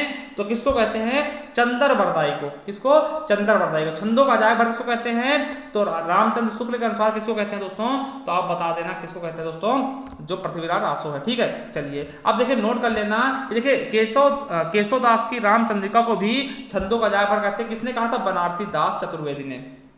क्वेश्चन याद रखिए, देखिए किस प्रकार से क्वेश्चन पूछे जाएंगे, पूछ लेंगे कि आचार्य रामचंद्र शुक्ल के अनुसार छंदों का अजायब किसको कहते हैं? तो आप बता देना किसको कहते हैं? चंद्र बरदाई द्वारा लिखित पृथ्वीराज रासो को कहते हैं। अब वही पूछेंगे कि बनारसी दास द्वारा किसको कहा गया है छंदों का अजायब घर? तो केशवदास की रामचंद्रिका को। और सुनिए काव्य शास्त्र का अजायब घर किसको कहते हैं? तो रामचरितमानस को कहते हैं। किसने कहा? रामचंद्र शुक्ल। 3 अजायब घर हैं, एक है किसके अनुसार? बनारसी दास चतुर्वेदी के अनुसार किसको कहा गया? तो रामचंद्रिका को। किसकी रचना है? केशवदास जी की। दूसरा पूछेगा कि आचार्य रामचंद्र शुक्ल ने किसको कहा है? तो चंद्र बरदाई द्वारा लिखित पृथ्वीराज रासो कहा है। और वही क्वेश्चन था काव्य शास्त्र का अजायब घर किसको कहते हैं? तो रामचरितमानस कहते हैं। किसने कहा है? आचार्य रामचंद्र शुक्ल जी ने। तो ये क्वेश्चन आपके लिए बहुत ज्यादा इंपॉर्टेंट है। अब देखिए समझिए जो आपका पृथ्वीराज रासो दोस्तों, इस रचना के बारे में सबसे पहले जानकारी किसने दी है? तो कर्नल जेम्स टॉड ने the annals and activities of Rajasthan में दी थी। इनकी रचना थी दोस्तों 1829 में इसमें दी गई थी। और वर्तमान में इसके कुल 4 संस्करण हैं। कितने हैं? 4 संस्करण। किसके? पृथ्वीराज रासो के कुल 4 संस्करण हैं दोस्तों। पहला क्या है? बृहद रूपांतरण, जिसमें कुल कितने 16,306 छंद हैं। और दूसरा है मध्यम रूपांतरण, जिसमें 7,000 छंद हैं। और तीसरा है लघु रूपांतरण, जिसमें कुल 3500 छंद हैं। और चौथा है लघुत्तम रूपांतरण जिसमें 1300 छंद हैं। अब दोस्तों बात करते हैं किसको मूल पृथ्वीराज रासो कहा जाता है दोस्तों, तो आपको बता दें लघुत्तम रूपांतरण को दोस्तों मूल पृथ्वीराज रासो कहा जाता है। इस वाले किसने कहा है तो नोट कर लेंगे, डॉक्टर दशरथ शर्मा ने लघुत्तम रूपांतरण को मूल पृथ्वीराज रासो माना है दोस्तों। ठीक है, अब देखिए पृथ्वीराज रासो की अगर नायक की बात करते हैं, नायक कौन है तो पृथ्वीराज चौहान को इन्होंने नायक बताया। कौन है पृथ्वीराज चौहान, तो पृथ्वीराज चौहान तृतीय को, अजमेर के चौहान वंशी शासक थे दोस्तों। कौन, पृथ्वीराज चौहान दोस्तों। ठीक है, तो ये नायक है। इसमें नायिका कौन है तो संयोगिता है। और देखिए पृथ्वीराज रासो सबसे बड़ा सर्ग कौन सा है तो कनवज युद्ध है दोस्तों, और सबसे छोटा सर्ग कौन सा है तो पद्मावती समय है दोस्तों। तो ये हो गए आपके पृथ्वीराज रासो संबंधित। अब देखिए जो पृथ्वीराज रासो दोस्तों, इसको कोई कोई विद्वान क्या मानते हैं, कहते हैं कि अप्रामाणिक है, कोई कहता है प्रमाणिक है, कोई कहते हैं अर्ध प्रमाणिक। तो इन पर क्या है दोस्तों समझिएगा। देखिए आचार्य रामचंद्र शुक्ल ने पृथ्वीराज रासो को बोल दिया ये पूरा जाली ग्रंथ है। जाली मतलब का नकली, एकदम जाली ग्रंथ है। ठीक है, अब देखिए पृथ्वीराज रासो की प्रामाणिकता अप्रामाणिकता में अनेक विद्वानों के बीच क्या है मतभेद है। कोई कहता है ये प्रामाणिक है ग्रंथ है, कोई कहता है ये अप्रामाणिक है, कोई कहता है ये अर्ध प्रमाणिक है। तो सबके बारे में बात करें किसने क्या कहा है। ठीक है, तो देखिए अगर हम प्रमाणिक की बात करते हैं दोस्तों, क्या प्रमाणिक की बात करते हैं तो कौन कौन कहता है कि ये जो पृथ्वीराज रासो दोस्तों प्रमाणिक है, तो श्याम सुंदर दास हो गए, मिश्र बंधु हो गए, मोहनलाल विष्णुलाल पंड्या हो गए, और कर्नल टाड क्या बोलते हैं कि पृथ्वीराज रासो क्या है एक प्रमाणिक ग्रंथ है। वहीं अप्रामाणिक किसने कहा है तो आचार्य रामचंद्र शुक्ल हो गए, देवी प्रसाद हो गए, कविराज श्यामल दास हो गए, गौरी शंकर हीराचंद ओझा हो गए। और अर्ध प्रमाणिक कौन कौन मानता है तो मुनिजन विजय, हजारी प्रसाद द्विवेदी, सुनीति कुमार चटर्जी और दशरथ ओझा क्या बोलते हैं कि ये अर्ध प्रमाणिक ग्रंथ है दोस्तों। ठीक है, समझ गए होंगे बिल्कुल अच्छे से। ठीक है, तो चलिए आगे देखते हैं। और देखिए हजारी जो अयोध्या सिंह हरिओद उपाध्याय भी क्या मानते हैं कि ये प्रमाणिक है। ठीक है, अयोध्या सिंह हरिओद को मानते हैं प्रमाणिक है, और अप्रमाणिक बुल्लड़ भी क्या मानते हैं अप्रमाणिक। देखिए सभी विद्वानों के मत क्या क्या हैं इस पृथ्वीराज रासो के संबंध में। तो देखिए नरोत्तम स्वामी क्या बोलते हैं, इन्होंने कहा है कि इसे मुक्तक काव्य माना। तो क्वेश्चन आ सकता है कि पृथ्वीराज रासो को किसने मुक्तक काव्य कहा है तो नरोत्तम स्वामी ने। डॉक्टर गुलाब राय क्या बोलते हैं इसे स्वाभाविक विकासशील महाकाव्य मानते हैं। तो क्वेश्चन आ सकता है कि किसने स्वाभाविक विकासशील महाकाव्य माना है तो गुलाब राय ने। देखिए डॉक्टर नगेंद्र क्या कहते हैं तो विशाल घटनाकोश विशाल घटनाकोश कहते हैं इसको। ठीक है, वही डॉक्टर दशरथ वर्मा क्या कहते हैं, दशरथ शर्मा क्या कहते हैं इसको बृहद रामायण महाभारत कहते हैं। क्या बोलते हैं बृहद महाभारत कहते हैं। वहीं देखिए उदय नारायण तिवारी एवं श्याम सुंदर दास क्या कहते हैं इसे विशाल महाकाव्य कहते हैं। ठीक है, चलिए अब देखते हैं हमीर रासो, जिसका क्या नाम, जिसको किसने लिखा है सारंगधर ने। किसने लिखा है दोस्तों सारंगधर ने। अब देखिए इसकी रचना काल कब माना जाता है दोस्तों, तो आपको बता दिए 1357 ईस्वी के आसपास माना जाता है। देखिए वर्तमान में ये रचना क्या है उपलब्ध नहीं है। क्या दोस्तों वर्तमान में हमीर रासो जिसको किसने लिखा है सारंगधर ने दोस्तों, ये रचना उपलब्ध नहीं है। अब देखिए फिर किस तरीके से माना था कि फिर कहां से पता चला, तो आपको बताते हैं प्राकृत पैंगलम है दोस्तों। ठीक है, देखिए प्राकृत पैंगलम में दोस्तों सारंगधर के कुछ पद मिले थे। इन पदों के आधार पर आचार्य रामचंद्र शुक्ल ने इसके अस्तित्व की कल्पना की थी। अब देखिए इस रचना में कौन किसका वर्णन है तो रणथंभौर के शासक है हमीर देव चौहान दोस्तों, और दिल्ली के सुल्तान अलाउद्दीन खिलजी के मध्य युद्ध का चित्रण किया गया है। ठीक है, और देखिए आचार्य रामचंद्र शुक्ल ने हमीर रासो से ही हिंदी में अपभ्रंश रचनाओं की समाप्ति मानी है दोस्तों। तो ये क्वेश्चन आपके लिए इंपॉर्टेंट बन सकता है। और इसकी मूल भाषा क्या है राजस्थानी है। क्या है दोस्तों राजस्थानी इसकी मूल भाषा है। तो ये चीज भी याद रख लेंगे दोस्तों। अगला देखते हैं विजयपाल रासो, हमारा छठवां ग्रंथ क्या है। देखिए एक ही क्रम में लगे हुए हैं। तो विजयपाल रासो किसके द्वारा लिखा गया नल्ल सिंह भट्ट द्वारा, और इसका रचना काल अगर हम देखते हैं तो 16वीं शताब्दी माना था। इसमें कुल प्राप्त छंद कितने हैं तो 42। क्वेश्चन आ सकता है कि विजयपाल रासो में कुल प्राप्त छंद कितने हैं तो 42 दोस्तों। देखिए इसमें किसका वर्णन किया गया तो आपको बता दें, इसमें करौली के राजा विजयपाल तथा पंग देश के राजा के मध्य हुए युद्ध का चित्रण किया गया, वर्णन किया गया। किसके बीच विजयपाल द्वारा और पंग देश के राजा थे दोस्तों, उनके मध्य हुए युद्ध का चित्रण किया गया। और दोस्तों आपको बता दें कि हजारी प्रसाद द्विवेदी ने इसे रासो साहित्य में जगह नहीं दी है दोस्तों। ठीक है, इसके साथ साथ बता दें दोस्तों हमारा दूसरा चैनल है, अगर आप संपूर्ण हिंदी पढ़ाते हैं आप हमारे दूसरे चैनल पे जा सकते हैं जिसका नाम क्या है ज्ञान एजुकेशन आरबीएल। उसका लिंक भी हम नीचे दे देंगे, और वहां पे देखिए आप जाएंगे तो ये हमारा प्रश्न मिल जाएगा संपूर्ण Hindi new batch all exam. यहाँ पर हमने बहुत अच्छे सब पूरी हिंदी समाज तो लगभग कर दी है दोस्तों, आप जा करके एकदम अच्छे से संपूर्ण हिंदी पढ़ सकते हैं इस पे जा करके, ठीक है। तो आप जरूर जाइएगा एक बार हमारे कहने से। और देखिए हमने इसमें उत्तर प्रदेश के सभी जिलों का दर्शन भी कराया है, ठीक है। कम से कम 15-20 जिले हमने इसमें कवर भी कर दिए, तो वहां पे जाकर के आप देख सकते हैं, अच्छे से पढ़ सकते हैं, ठीक है। चलिए आगे देखते हैं दोस्तों। अब देखिए हमारा एक पूरा का पूरा रासो साहित्य समाप्त हो चुका है। हम चलने वाले हैं अब सिद्ध साहित्य के बारे में समझेंगे, जिसे हम बौद्ध साहित्य के नाम से भी जानते हैं। चलिए शुरू करते हैं सिद्ध साहित्य के बारे में। चलिए सिद्ध साहित्य के बारे में देखते हैं। देखिए सिद्ध साहित्य के बारे में जानने से पहले थोड़ा बौद्ध साहित्य के बारे में जान लेते हैं। देखिए आप बौद्ध धर्म के बारे में जानते होंगे, ठीक है, गौतम बुद्ध के बारे में आप जानते होंगे। देखिए बौद्ध साहित्य हुआ, समझिएगा। देखिए पहले का हुआ बौद्ध धर्म आया, बौद्ध धर्म दो भागों में बढ़ गया। क्या? दो भागों में आपको पता होगा, एक हीनयान हो गई और एक महायान हो गया, ठीक है। क्या? दो भागों में बढ़ गया बौद्ध धर्म, दो भागों में बढ़ गया, हीनयान शाखा और महायान शाखा। फिर क्या हुआ दोस्तों, अब महायान शाखा भी दो भागों में बढ़ गया, बाद में चल करके सहजयान होगा और वज्रयान। देखिए जो थोड़ा सा सरल था उसे सहजयान कह देगा, और थोड़ा सा कठिन था, मतलब क्या कठोर था, कठोर क्या होता है? वज्र। तो उसमें क्या होगा, एक वज्रयान शाखा हो गई। दोबारा सुन लीजिएगा कि बौद्ध धर्म था, कि बौद्ध धर्म दो भागों में बटा, इसमें हीनयान महायान में, फिर महायान दो भागों में बढ़ गया, सहजयान और वज्रयान। तो दोस्तों जो वज्रयान के उपासक थे वही का संबंधित उन्होंने जो साहित्य लिखा उसे हम सिद्ध साहित्य के नाम से जानते हैं। तो इसके हम देखिए परिभाषा देखते हैं। देखिए आदिकाल में बौद्ध धर्म के महायान शाखा, तो बौद्ध धर्म के महायान शाखा के वज्रयानी कवियों द्वारा अपने धर्म के प्रचार प्रसार करने के लिए जो साहित्य जन भाषा में लिखा गया उसे हम सिद्ध साहित्य के नाम से जानते हैं। तो बिल्कुल अच्छे समझ गए होंगे कि दो भागों में बटा हीनयान और महायान भी दो भागों में बटा, सहजयान और वज्रयान, जिसमें वज्रयान शाखा के अंतर्गत आता है, ठीक है। अब देखिए इसके अगर हम समय काल की बात करते हैं कि बौद्ध धर्म यानी कि सिद्ध साहित्य का समय काल देखते हैं, तो 8वीं शताब्दी से लेकर के 10वीं शताब्दी के मध्य इसका माना जाता है। और इसका प्रमुख केंद्र कहां पर दोस्तों ये सिद्ध लोग रहते थे, तो आपको पता है श्री पर्वत था, अर्बुद पर्वत दोस्तों, तक्षशिला, नालंदा, ये जानते हैं ये विश्वविद्यालय थे दोस्तों। असम और बिहार इनका क्या था, मुख्य केंद्र था, यहीं पर ये रहते थे। और दोस्तों अगर क्वेश्चन आ सकता है कि सिद्धों का संरक्षण किसका प्राप्त था, तो जो पाल वंश का दोस्तों, सिद्धों को किसका संरक्षण प्राप्त था, पाल वंश आप जानते होंगे, ठीक है।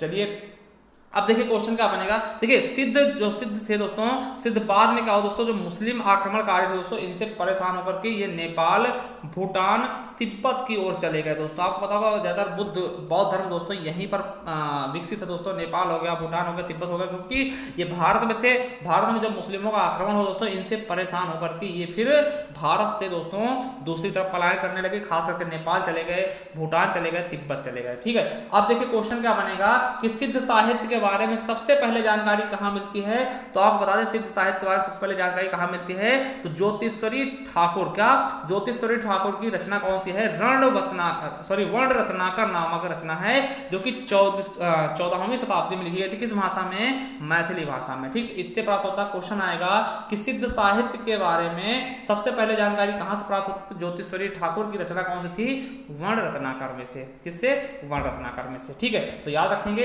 अब देखिए सिद्धों की रचनाओं की खोज सबसे पहले किसने की, तो सिद्धों की रचनाओं की सबसे पहले खोज किसने की, हरप्रसाद शास्त्री ने नेपाल से की थी। कहां से, नेपाल से की थी। उनकी वाणियों का संकलन किया 1917 ईस्वी में बौद्ध गान ओ दोहा के नाम से बांग्ला में किया था दोस्तों, ठीक है। ये नेपाल गए थे, वहां से छानबीन करके दोस्तों लेके आए और फिर इसका संकलन किया किस नाम से, बौद्ध गान ओ दोहा के नाम से इसका संकलन कर दिया। तो क्वेश्चन आ सकता है कि सबसे पहले रचनाओं की खोज किसने की, तो किसने की, हरप्रसाद शास्त्री ने दोस्तों, ठीक है। तो ये चीज याद रखेंगे। अब देखिए सिद्धों के बारे में विस्तृत जानकारी किसने की, तो क्वेश्चन कई प्रकार से बनेगा दोस्तों, ठीक है। ज्योतिश्वरी ठाकुर को भी याद रखना है कि किसने क्या किया है, सबसे पहले वर्णन उन्होंने किया है। अब देखिए क्वेश्चन आएगा कि सिद्धों के बारे में विस्तृत जानकारी किसने की, सबसे पहले तो राहुल सांकृत्यायन ने। किसने दोस्तों, क्वेश्चन आएगा कि सिद्धों के बारे में विस्तृत जानकारी सबसे पहले किसने दी, तो राहुल सांकृत्यायन ने। इनकी रचना कौन सी है, हिंदी काव्य धारा में 1935 में दी है विस्तृत जानकारी सिद्धों के बारे में। चलिए अब देखिए राहुल सांकृत्यायन ने सिद्ध साहित्य का प्रारंभ किससे माना है, सरहपा सरहपा से माना दोस्तों, ठीक है, किससे माना? सरहपा से। और दोस्तों आपको बता दें कि इनका समय, सरहपा का समय क्या माना था? 769 ईस्वी के आसपास माना जाता है। और दोस्तों राहुल संस्कृत्यायन ने ही सरहपा को हिंदी का प्रथम कवि माना दोस्तों, ये हम पहले बता चुके हैं। और हिंदी का प्रथम कवि इन्हीं को माना था, किसको? सरहपा को दोस्तों, ठीक है। तो याद रखेंगे राहुल संस्कृत्यायन के अनुसार हिंदी का प्रथम कवि कौन है? तो सरहपा है दोस्तों। इन्हीं से ही दोस्तों हिंदी साहित्य के आरंभ भी मानते हैं दोस्तों। और आपको बता दें कि जो राहुल संस्कृत्यायन दोस्तों, इनके अनुसार टोटल कितने साहित्य सिद्ध हैं दोस्तों? 84 सिद्ध हैं। कौन कौन से हैं? तो हम देखिए नाम गिनाते रहे, थोड़ा आप गिन लीजिएगा, जैसे कोई ज्यादा इंपॉर्टेंट नहीं है। जैसे लुहिपा हो गए, लोलुपा हो गए, है ना, विरूपा हो गए, डोमभिपा, सबरिपा, सरहपा, कंकालिपा, मीनपा, है ना, गोरक्षपा, चुंगरीपा, ठीक, वीणपा और शांतिपा, तंतिपा, चमरीपा, खंडपा, नागार्जुन, है ना, कराहपा और कर्णरिया और थगनपा, नरोपा, शालिपा, तिलोपा, छत्रपा, भद्रपा, दोखमधिपा और अजोगिपा, कालपा और गोम्भिका, कंकड़पा, ठीक, कमरिपा और डेम्बिपा, भदेपा, तंगेपा, कुकुरिपा, कुशुलिपा, धर्मपा, महीपा, अचिंतपा, फलहपा, नलिपा, भुकुप्सा, इंद्रभूति, है ना, मेकोपा और कुणारिपा, कमरिपा, जलंधरपा, राहुलपा, धर्मरिपा, है ना, धोगरिया और मेदिनीपा, पंकजपा, घटापा, जोगीपा और चेलुगपा, गुंडरिपा, गुंडरिया, कुचिलपा, निर्गुणपा, है ना, जयानंत, चटरपा, चरपटिपा, चरपटिया, है ना, थोड़ा सा नाम अजीब सा है, ठीक है, चंपकपा और भिखनपा, भलिपा, कुमारिपा, जबरीपा, मणिभद्रा, मेखला, कनकलपा और कलकपा और कंतलिपा, धवलिपा, उधलिपा और कपा कपा और किलपा, सागरपा, सर्व भक्षणपा, ठीक है, और नागो बोधिपा, दारी कपा, है ना। तो ये हो गया 70 हो गया दोस्तों। और देखिए पुतलिपा, पनहपा, कोकालिपा और अनंगपा, लक्ष्मीकरा, समुदपा और भलिपा दोस्तों, ये टोटल 84 दोस्तों क्या हो गए? सिद्ध हो गए। क्वेश्चन आ सकता है कि सिद्धों की संख्या कितनी मानी राहुल संस्कृत्यायन ने दोस्तों? 84 मानी, हमने गिना दे। वैसे इनकी नाम आपको याद करने की कोई आवश्यकता नहीं है, ये याद कर लीजिएगा दोस्तों। देखिए हम अभी सिद्ध साहित्य के बारे में बात करेंगे दोस्तों, तो क्वेश्चन आ सकता है, नाथ साहित्य के बारे में बात करेंगे तो दोस्तों क्वेश्चन आ सकता है कि 5 ऐसे सिद्ध कौन से थे जो कि नाथ साहित्य और सिद्ध साहित्य दोनों में गिने जाते थे दोस्तों। आपको बता दें, देखिए 5 सिद्ध जो सिद्ध साहित्य और नाथ साहित्य दोनों के अंतर्गत आते थे, तो कौन कौन हो गए? मत्स्येंद्र नाथ हो गए, जालंधरपा हो गए और चरपट नाथ हो गए, नागार्जुन हो गए और गोरखनाथ। ये 5 ऐसे सिद्ध थे दोस्तों जो कि नाथ साहित्य में भी गिने जाते थे और सिद्ध साहित्य में भी गिने जाते थे। और आपको बता दें कि 84 सिद्धों में से 4 महिला सिद्ध विधि क्या 4 महिला सिद्ध विधि कौन कौन सी थी? लक्ष्मीकरा, मणिभद्रा, कनकलपा और मेखलपा दोस्तों। ये क्या थी दोस्तों? 4 क्या थी? महिला थी दोस्तों। और आपको बता दें, जो उलटवासियों का आरंभिक रूप सबसे पहले सिद्ध साहित्य से ही प्रारंभ होता है दोस्तों। उलटवासी क्या होता है? उल्टा बोलना। जैसे कबीरदास की उल्टी वाणी, बरसे कंबल भीगे पानी। तो कबीरदास ने क्या बोला था? कंबल बरस रहा है और पानी भीग रहा है, तो उलटवासी उल्टा बोल रहा है। तो वही वो उनकी सबकी शुरुआत कहां से की गई थी? तो सिद्ध साहित्य से ही उलटवासियों का प्रारंभ माना जाता है दोस्तों। ठीक है, अब देखिए समझिएगा, मुनिदत्त वाफी अद्वय यज वज्र ने क्या माना दोस्तों? इन्होंने सिद्धों की भाषा को संध्या भाषा का नाम दिया। क्वेश्चन आ सकता है कि सिद्धों की भाषा संध्या भाषा किसने कहा? तो याद रख लेंगे। ठीक है, अब देखिए हरिप्रसाद शास्त्री क्या बोलते हैं? हरिप्रसाद शास्त्री क्या बोलते हैं? इनकी भाषा को आलो अंधारी कहते हैं। क्या बोलते हैं? आलो अंधारी कहते हैं। अब देखिए सिद्ध, जो सिद्ध दोस्तों प्रमुख सिद्ध हैं दोस्तों, उनका कालक्रम की बात करते हैं। तो कालक्रम की बात करते हैं दोस्तों, तो सरहपा हो गए, सरहपा के बाद कौन आए? लुइपा आए, लुइपा के बाद कौन आए? सबरपा आया और सबरपा के बाद कर्णिपा आया और कर्णिपा के बाद डोम्बिपा आया दोस्तों। तो ये इनका क्या है?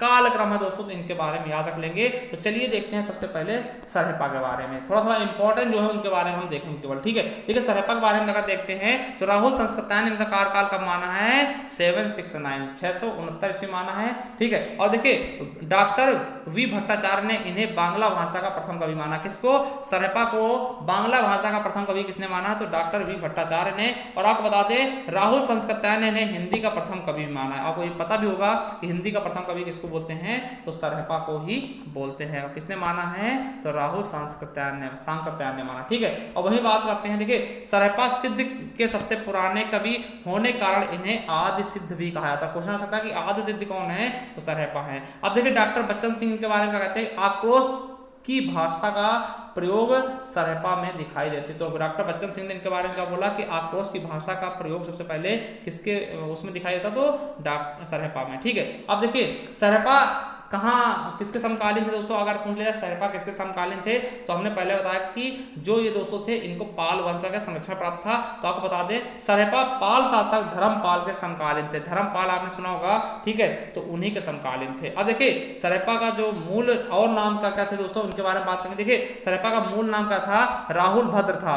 और इसके अलावा दोस्तों इन्हें किन किन नाम से जानते हैं, तो सरोज वज्र हो गया, सरोरू वज्र हो गया, पदम हो गया, पदम वज्र हो गया, सरोज भद्र हो गया, बहुत सारे नामों से इनको जाना जाता है दोस्तों। ठीक है, चलिए अब देखिए इन्होंने कुल 32 ग्रंथ लिखे, जिसमें से दोहा कोश क्या है, प्रसिद्ध है। देखिए दोहा कोश में क्या है, सरहपा, तिल्लुलपा और कण्हपा के जो दोहे हैं वो संग्रहित है दोस्तों। अब देखिए दोहा कोश का संपादन किसने किया है, तो डॉक्टर प्रबोध चंद्र बागची ने। किसने दोस्तों, दोहा कोश का संपादन किसने किया, तो डॉक्टर प्रबोध चंद्र बागची ने दोस्तों किया है। अब देखिए राहुल सांकृत्यायन ने क्या बोला है कि ये हरिभद्र नामक बौद्ध दार्शनिक के शिष्य थे। दोस्तों क्वेश्चन पूछा जाएगा कि जो सरहपा दोस्तों किसके शिष्य थे, तो हरिभद्र नामक बौद्ध दार्शनिक के शिष्य थे दोस्तों। अब देखिए सरहपा के शिष्य हुए, देखिए सरहपा किसके शिष्य थे दोस्तों, तो हरिभद्र के थे। अब सरहपा के शिष्य कौन है, तो सबरपा है। तो सबरपा के बारे में देखते हैं, इनका शासनकाल कब मानते हैं, तो 780 ईस्वी दोस्तों। अब देखिए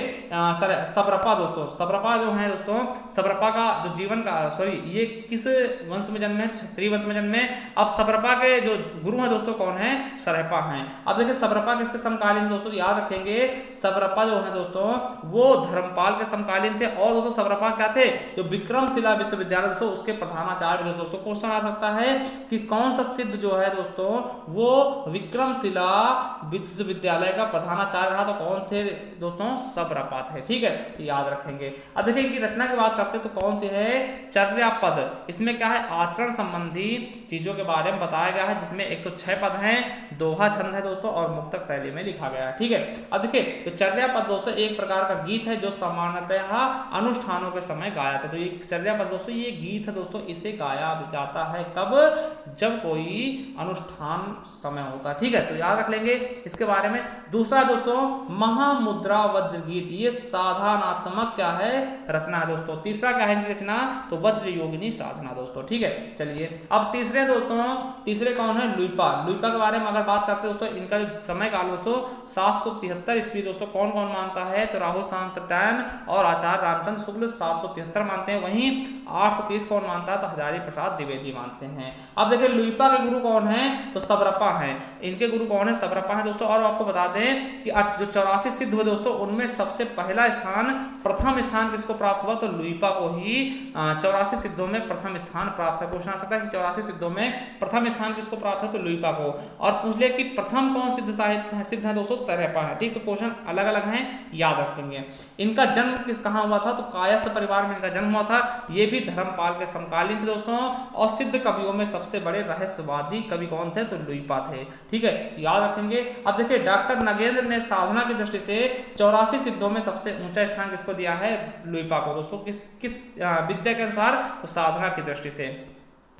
आपको बताते हैं दोस्तों, जो लुइपा है दोस्तों साधना में इतने ऊंचे थे कि जो ये उड़ीसा गए थे, तो उड़ीसा के राजा जो दारिकपा है दोस्तों और उनके मंत्री डोंगीपा भी इनके शिष्य बन गए थे। किसके दोस्तों, लुइपा के। ठीक, इतना ज्यादा साधना में क्या थे, ऊंचे थे दोस्तों। इन्होंने राजा और उनके मंत्री को भी अपना शिष्य बना लिया था। ठीक है, और दोस्तों कण्हपा ने अपनी जो कण्हपा की अपनी रचना कौन है, चर्या विनिश्चय में लुइपा को सहज धर्म का प्रथम आचार्य भी माना गया। देखिए ये कौन सी किसकी रचना है, तो कण्हपा की दोस्तों। इसमें इन्हें प्रथम आचार्य माना गया। और देखिए इनकी रचना कौन सी, लुइपा की रचना कौन सी, तो लुइपाद है ना, लुइपाद गीत का दोस्तों, जिसमें 240 पद है दोस्तों। तो याद रख लेंगे इनके बारे में। ठीक है, चलिए आगे देखते हैं दोस्तों। अब नेक्स्ट देखते हैं। देखिए नेक्स्ट कौन है दोस्तों, कण्हेपा है। कौन है, कण्हेपा है दोस्तों। कण्हेपा का अगर हम जन्म समय मानते हैं दोस्तों तो 810 विक्रम संवत मानते कौन, राम कुमार वर्मा जी मानते हैं, ठीक है। और वहीं 820 कौन कौन मानते हैं, तो राहुल सांकृत्यायन और रामचंद्र शुक्ल और डॉक्टर नगेंद्र जी मानते हैं, ठीक है। अब देखिए इनका मूल नाम क्या था, तो कण्हेपा था दोस्तों, और कृष्णपा भी इनको कहते थे क्योंकि ये थोड़ा सा काले थे दोस्तों, इसलिए इनको कृष्णपा भी कहा जाता था। इनके जन्म की बात करते हैं तो कर्नाटक के ब्राह्मण परिवार में हुआ था। और दोस्तों आपको बता दें कण्हेपा बिहार के सोमपुरी नामक स्थान पर रहते थे, जहां जालंधरपा को अपना गुरु इन्होंने बनाया था। अब अगर इनके हम बात करते हैं कण्हेपा के दोस्तों गुरु कौन थे, जालंधरपा थे। और इनकी रचनाएं कितनी हैं, तो देखिए नगेंद्र जी कितने मानते हैं, 74 रचनाएं मानते हैं। वहीं जो राहुल सांकृत्यायन ये 32 रचनाएं मानते हैं, ठीक है। और आपको बता दें काव्य कला की दृष्टि से कण्हेपा क्या थे, सर्वश्रेष्ठ कवि थे दोस्तों। और इनकी रचना की बात करते हैं तो चर्या विनिश्चय जिसमें 355 छंद हैं, और कण्हेपाद गीतिका है दोस्तों। और सिद्धों में सर्वाधिक रचनाएं इन्हीं के द्वारा लिखी गई दोस्तों। और ये भी महाराजा देवपाल के क्या थे, समकालीन थे दोस्तों, याद रखेंगे। देखिए राहुल सांकृत्यायन ने क्या बोला है कि कण्हेपा पांडित्य और कवित्व के बेजोड़ थे। ये राहुल सांकृत्यायन का क्या है दोस्तों, इनके लिए स्टेटमेंट है, ठीक है। अब अगला देखते हैं दोस्तों, डोम्बिपा या फिर डोम्बिपा 840 ईस्वी। देखिए जन्म कहाँ हुआ था, तो मगध के क्षत्रिय वंश में। गुरु कौन थे, विणापा थे दोस्तों। और कुल रचनाएं कितनी 21 हैं। और रचनाएं कौन कौन सी जो प्रमुख है दोस्तों देख लेते हैं। डोम्बी गीतिका आ गया, अक्षर द्वीपो उपदेश हो गया दोस्तों, और योग चर्या हो गई। किसकी रचनाएं, तो इनकी रचना हो गई, किसकी, डोम्बिपा या फिर डोम्बिपापी की दोस्तों। तो ये याद रख लेंगे। अब अगले हैं कुकुरिपा दोस्तों। कुकुरिपा इनका अगर समय काल देखते तो विक्रम संवत 897 ईस्वी है। इनके गुरु कौन है, चरपटिया थे दोस्तों। इनकी रचनाएं 16 है जिनमें से कोई भी उपलब्ध नहीं है दोस्तों। तो ये हम देख चुके हैं किसके बारे में दोस्तों, सिद्ध के बारे में, क्या 84 सिद्धों के बारे में हम देख चुके हैं। अब अगला होगा हमारा टॉपिक क्या, नाथ साहित्य दोस्तों। क्या, नाथ साहित्य के बारे में देखने वाले हैं। तो चलिए नाथ साहित्य के बारे में शुरू करते हैं, ठीक दोस्तों। आपको बताते हैं नाथ साहित्य है क्या, ठीक है। नाथ किसको, शिव जी को बोलते हैं, ठीक है। याद रखेंगे कि आदि काल में भगवान शिव के उपासक कवियों द्वारा, क्या, जो भगवान शिव के उपासक थे दोस्तों, उनके द्वारा दोस्तों जन भाषा में जिस साहित्य की रचना हुई उसे हम नाथ साहित्य के नाम से जानते हैं। अधिक अगर इसके हम काल की बात करते हैं तो दोस्तों डॉक्टर राम कुमार वर्मा ने नाथों का काल कब से कब तक माना है, तो 12वीं शताब्दी से लेकर के 14वीं शताब्दी के मध्य माना है दोस्तों। वहीं अगर राहुल सांकृत्यायन की बात करते हैं दोस्तों, तो राहुल सांकृत्यायन ने नाथों को सिद्ध परंपरा का ही विकसित रूप माना है। क्वेश्चन आ सकता है कि किसने नाथों को सिद्ध परंपरा का ही विकसित रूप माना है, तो किसने, राहुल सांकृत्यायन दोस्तों। वहीं हजारी प्रसाद द्विवेदी क्या मानते हैं, हजारी प्रसाद द्विवेदी ने नाथ पंथ को दोस्तों अवधूत संप्रदाय या फिर अवधूत मत या फिर योग संप्रदाय या फिर सिद्ध मार्ग या सिद्ध मत आदि नामों से भी संबोधित किया। किसने बोला है, तो हजारी प्रसाद द्विवेदी जी ने दोस्तों, ठीक है। अब देखिए आचार्य चतुर्सेन शास्त्री क्या बोलते हैं कि नाथों की भाषा क्या है, कुछ कर्कश व फक्कड़ी भाषा है दोस्तों, ठीक है, जिसमें सपाट बयानी है दोस्तों। तो ये क्वेश्चन आपके लिए इंपॉर्टेंट है कि किसने क्या कहा है। चलिए अब देखिए मेन चीज क्या है कि राहुल सांकृत्यायन ने नाथों की संख्या कितनी मानी है, 9 मानी है। तो याद रखेंगे, देखिए राहुल सांकृत्यायन ने नाथों की संख्या कितनी मानी है, 9 मानी है। और यही पूछ लेगा सिद्धों की संख्या तो 84 मानी ना, हम पहले बता चुके हैं। तो नाथों की संख्या कितनी मानी है, 9 मानी है। अब देखिए इन्होंने गोरच सिद्धांत संग्रह में 9 प्रवर्तकों में से निम्नलिखित नाम गिनाया। किसने, राहुल सांकृत्यायन के अनुसार कितने हैं दोस्तों, 9 हैं। और उनके नाम क्या क्या हैं, तो आप याद रखें, नागार्जुन हो गए, जड़ भरत हो गए, हरिचंद हो गए, चौथे हो गए सत्यनाथ, 5वें हो गए भीमनाथ, 6ठे हो गए गोरक्षनाथ, जिसको गोरखनाथ भी बोलते हैं, और 7वें हो गए चरपटनाथ, 8वें हो गए जलंधर नाथ, और 9 हो गए मल्लिकार्जुन नाथ दोस्तों। ये किसके अनुसार है दोस्तों, ये 9 जो है दोस्तों ये राहुल सांकृत्यायन के अनुसार है दोस्तों। तो याद रख लेंगे। अब देखिए डॉक्टर राम कुमार वर्मा और हजारी प्रसाद के अनुसार दोस्तों, इनके अनुसार भी 9 है, मगर इन्होंने कुछ नाम चेंज कर दिए। तो याद रखेंगे आदिनाथ स्वयं शिव जी को माना है, और मत्स्येंद्र नाथ दोस्तों, तीसरे हो गए गोरखनाथ, चौथे हो गए गाहिनी नाथ दोस्तों, 5वें हो गए चरपट नाथ, 6ठे हो गए चौरंगी नाथ, और 7वें हो गए ज्वालेंद्र नाथ, 8वें हो गए भरतनाथ दोस्तों, और 9वें हो गए गोपीचंद्र नाथ दोस्तों, ठीक है। तो ये हो गए राम कुमार वर्मा व हजारी प्रसाद के अनुसार दोस्तों 9 नाथ होगा दोस्तों। ठीक है, अब देखिए आदिनाथ को परवर्ती संतों ने शिव माना है। किस, ठीक है, वो हमने बता दिया कि आदिनाथ किसको माना था, तो शिव जी को। ठीक है, अब देखिए मत्स्येंद्र नाथ को मीननाथ और मच्छंदर नाथ भी कहते हैं। ठीक, तो याद रखेंगे मत्स्येंद्र नाथ को मीननाथ भी कहते हैं और मच्छंदर नाथ भी कहते हैं दोस्तों। अब देखिए मत्स्येंद्र नाथ चौथे बोधिसत्व अवलोकितेश्वर के नाम से भी प्रसिद्ध हुए दोस्तों। और चरपट नाथ का पूर्ण नाम क्या था, चक्रानंद था। क्या था, चक्रानंद। चरपट नाथ जो थे उनका पूर्ण नाम क्या था दोस्तों, चक्रानंद था, ये भी याद रखेंगे। और देखिए चौरंगी नाथ गोरक्षनाथ के शिष्य थे, ये पूरन भगत नाम से प्रसिद्ध थे दोस्तों। ठीक है, याद रखेंगे चौरंगी नाथ दोस्तों वो गोरखनाथ के क्या थे, शिष्य थे। और चौरंगी नाथ पहले किस नाम से प्रसिद्ध थे, पूरन भगत के नाम से भी प्रसिद्ध थे दोस्तों। अब देखिए नाथों में रसायनी नागार्जुन को माना जाता है। क्वेश्चन आ सकता है कि नाथों में रसायनी किसको मानते हैं, तो नागार्जुन को मानते हैं। और आपको बता दें कि मत्स्येंद्र नाथ का वास्तविक नाम क्या था, विष्णु शर्मा था दोस्तों। इनकी लिखी संस्कृत रचना काल, ठीक, क्या नाम था उसका, ज्ञान निर्णय में का संपादक किसने किया, तो प्रबोध चंद्र बागजी ने किया है दोस्तों। ठीक है, अब देखिए नाथ साहित्य की विशेषताएं क्या क्या है दोस्तों, तो आपको बताते हैं कि नाथ साहित्य में नारी निंदा सर्वप्रथम, नाथ साहित्य से मिलती है, मतलब नारियों की निंदा जो उसकी शुरुआत जो हुई है दोस्तों सर्वप्रथम कहां से हुई है, तो नाथ साहित्य से ही नारी निंदा का शुरुआत किया गया है दोस्तों। ठीक है, तो ये चीजें आप समझ जाएंगे। इसमें मनोविकारों की निंदा की गई है दोस्तों। तीसरा क्या है कि इसमें नाथ साहित्य में ज्ञान व निष्ठा पर विशेष बल दिया गया, किसमें, ज्ञान व निष्ठा पर विशेष बल दिया गया। चौथा क्या है कि गुरु को ईश्वर की तुलना में उच्च स्थान सर्वप्रथम नाथ साहित्य में दिया गया। आपको पता है कि गुरु गोविंद दो खड़े काके लागू पाए, बलिहारी गुरु आपने गोविंद देवता है, मतलब गुरु को ईश्वर से ऊंचा दर्जा किसमें दिया गया, सबसे पहले कहां दिया गया, तो नाथ साहित्य में। ये भी आप अपने दिमाग में बिठा लेंगे दोस्तों। ठीक है, चलिए अब देखते हैं कुछ नाथ के बारे में। जैसे गोरखनाथ हो गए, तो गोरखनाथ क्या है दोस्तों, इनके काल की बात करते हैं, कार्यकाल में दोस्तों। तो देखिए राहुल सांकृत्यायन के अनुसार इनका कार्यकाल किसके 845 ईस्वी के लगभग माना जाता है। वहीं हजारी प्रसाद द्विवेदी 9वीं शताब्दी के मध्य मानते हैं। ठीक, वहीं पीताम्बर दत्त भड़तवाल क्या मानते हैं दोस्तों, 11वीं शताब्दी के आसपास। और रामचंद्र शुक्ल व राम कुमार वर्मा 13वीं शताब्दी मानते हैं, जो कि सर्वमान्य तथ्य है दोस्तों। ठीक है, अब इनकी रचनाएं की बात करते हैं दोस्तों, तो डॉक्टर नगेंद्र व राहुल सांकृत्यायन इनकी कुल 40 रचनाएं मानते हैं कि इन्होंने 40 रचनाएं की। वहीं पीताम्बर दत्त भड़तवाल कितने मानते हैं दोस्तों, 14 मानते हैं। इनके गुरु कौन थे, तो मत्स्येंद्र नाथ थे दोस्तों। ठीक है, तो याद रखेंगे इनके गुरु कौन थे, जो आपके गोरखनाथ, इनके गुरु कौन थे, मत्स्येंद्र नाथ दोस्तों। ठीक है, अब बता दें आपको कि देखिए ये क्वेश्चन पूछा सकता है कि नाथ पंथ में 60 चक्रों वाला योग मार्ग तथा हठ योग साधना प्रणाली किसकी देन है, तो गोरखनाथ की ही देन है दोस्तों। और गोरखनाथ को नाथ साहित्य का आरंभकर्ता भी माना जाता है। और आपको बता दें मिश्र बंधु ने गोरखनाथ को हिंदी का प्रथम गद्य लेखक भी माना। क्वेश्चन आ सकता है कि हिंदी का प्रथम गद्य लेखक किसने माना है गोरखनाथ को, तो मिश्र बंधु ने दोस्तों। ठीक है, अब देखिए आचार्य रामचंद्र शुक्ल ने गोरखनाथ को पृथ्वीराज चौहान के समकालीन बताया। तो क्वेश्चन ये रखेंगे पृथ्वीराज चौहान के समकालीन गोरखनाथ को किसने बताया, तो आचार्य रामचंद्र शुक्ल ने। अब देखिए महाराष्ट्र के संत ज्ञानदेव स्वयं को गोरखनाथ का शिष्य की परंपरा को माना है। ठीक, तो ये समझ सकते हैं आप। और देखिए राहुल सांकृत्यायन ने इनका जन्म स्थान कहाँ बताया गोरखनाथ का, पंजाब के कांगड़ा नामक स्थान को इनका जन्म स्थान मानते हैं। और जो अन्य कवि हैं दोस्तों, अन्य लोग हैं, वो इनका जन्म स्थान प्रयागराज मानते हैं। ठीक है, जो कि आपके उत्तर प्रदेश में पड़ता है दोस्तों, संगम नगरी है ना। अब देखिए इनकी भाषा कैसी थी, तो सदुक्कड़ी थी दोस्तों। ठीक है, क्या क्या मिश्रित थी, तो पंजाबी और मिश्रित खड़ी बोली से मिली हुई इनकी भाषा थी दोस्तों। ठीक है, तो ये चीज आप याद रख सकते हैं।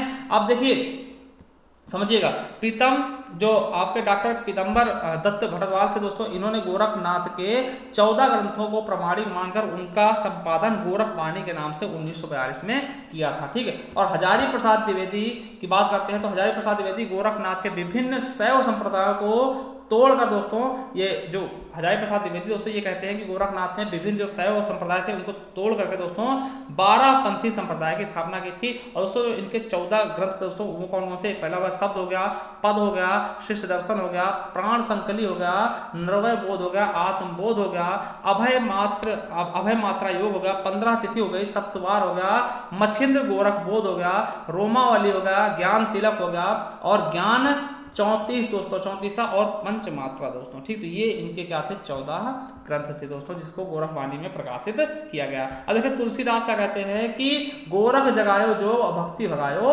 लोग दोस्तों, तो ये तुलसीदास ने इनके बारे में कहा है दोस्तों। ठीक है, तो ये चीज आप समझ गए होंगे। अब देखिए रास साहित्य के बारे में देखते हैं। क्या रास साहित्य, 3 साहित्य पढ़ चुके हैं, चौथा हमारा क्या है, रास साहित्य। चलिए देखते हैं रास साहित्य के बारे में।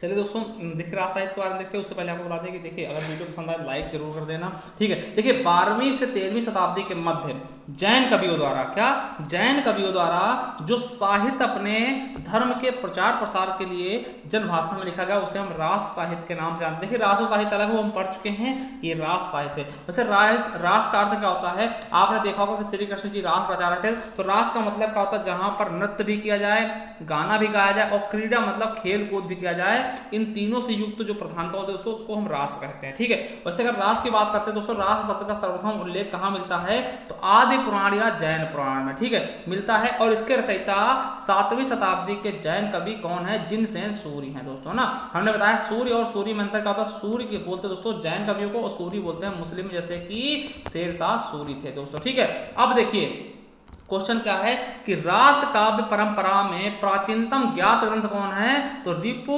दारण रास है दोस्तों। ठीक, अब देखिए भरत मुनि ने नाट्य शास्त्र में रास के स्थान पर कीड़नीयक की शब्द का प्रयोग किया था, ये भी याद रखेंगे। देखिए रास साहित्य मुख्यतः गुजरात, राजस्थान और दक्षिण भारत में रचा गया था दोस्तों। ठीक है, अब देखिए प्रसिद्ध जैन आचार्य, क्या प्रसिद्ध जैन आचार्य दोस्तों देवसेन कृत श्रावकाचार्य को डॉक्टर नगेंद्र ने हिंदी की प्रथम रचना मानी है। ये देखिए ये रास साहित्य से ही है दोस्तों। ठीक है, अब देखिए समस्त रास साहित्य का आधार जैन पुराण को ही माना था। पूछना सकता है कि समस्त जो रास साहित्य दोस्तों उसका आधार क्या है, तो जैन पुराण है। अब देखिए रास साहित्य 3 शैलियों में रचित है दोस्तों, कौन कौन सी है, एक रचित हो गई दोस्तों, ठीक है, दूसरा हो गया आचार और तीसरा हो गया फागु। तो ये 3 शैलियों में रास साहित्य लिखी गई है। ठीक है, अब देखिए रास साहित्य के नायक कौन है, तो जैन तीर्थंकर। दोस्तों आपको पता है कोई भी रास साहित्य लिखा गया उसमें नायक किसको बनाया गया है, तो जैन तीर्थंकर थे दोस्तों, उन्हीं को बनाया गया। ठीक है, अब देखिए जैन साहित्य में है क्या दोस्तों, ये क्या करते हैं, जैन साहित्य में क्या किया गया है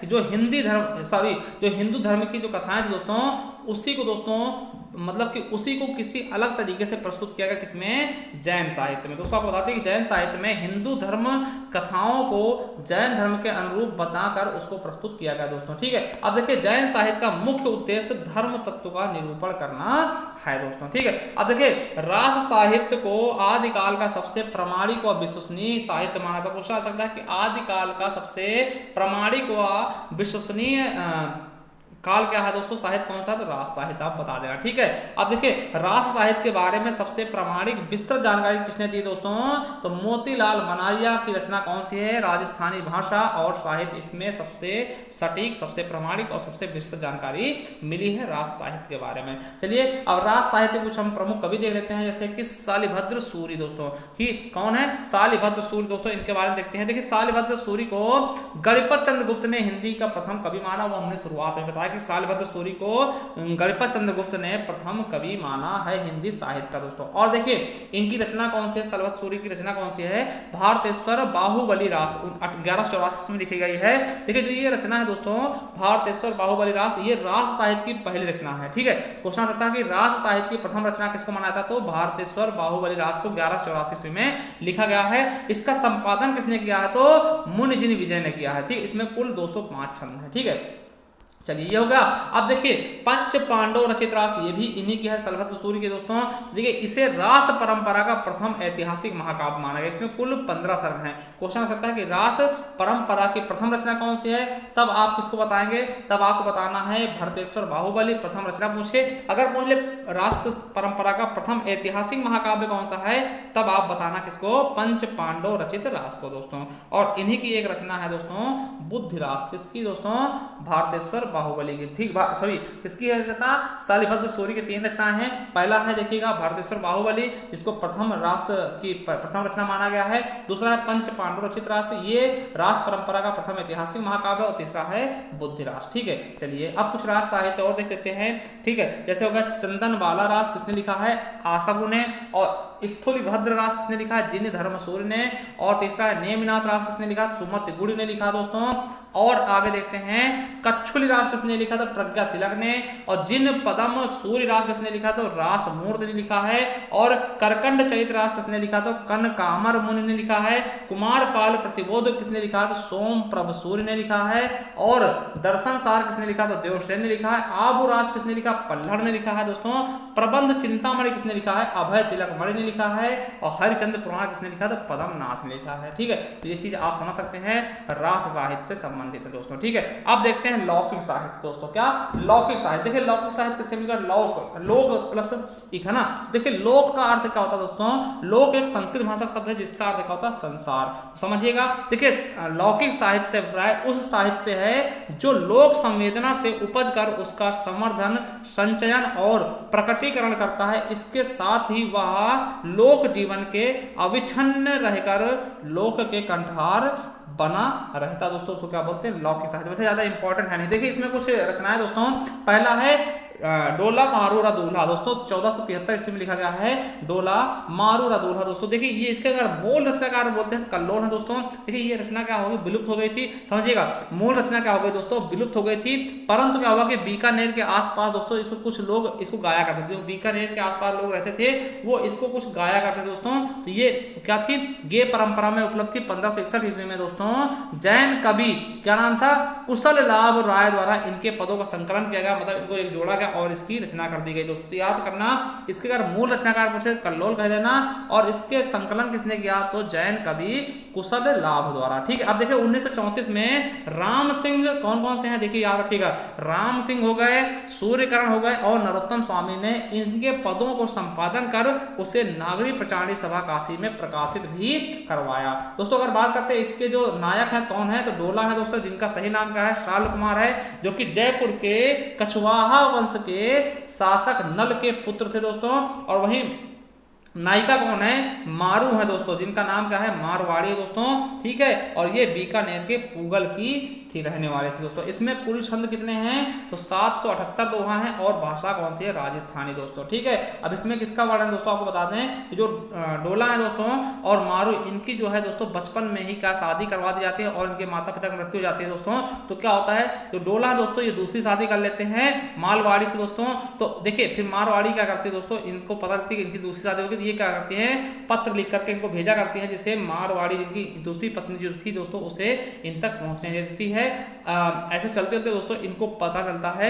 ठीक है, जो ये चिट्ठियां भेजा करती हैं मारू दोस्तों। ठीक है, अब किसको? साल कुमार को, डोला को दोस्तों। तो इन्हें अंतिम में पता चलता है तो ये क्या होते हैं? इनको लेने आ जाते हैं। ठीक है, यही वर्णन किया गया। थोड़ा सा इसमें वियोग श्रृंगार भी है, संयोग श्रृंगार भी है, तो इसमें बहुत अच्छे से रस का वर्णन किया गया। इसकी रस की बात करते हैं तो कौन सा? वियोग श्रृंगार रस है और शैली डिंगर है दोस्तों।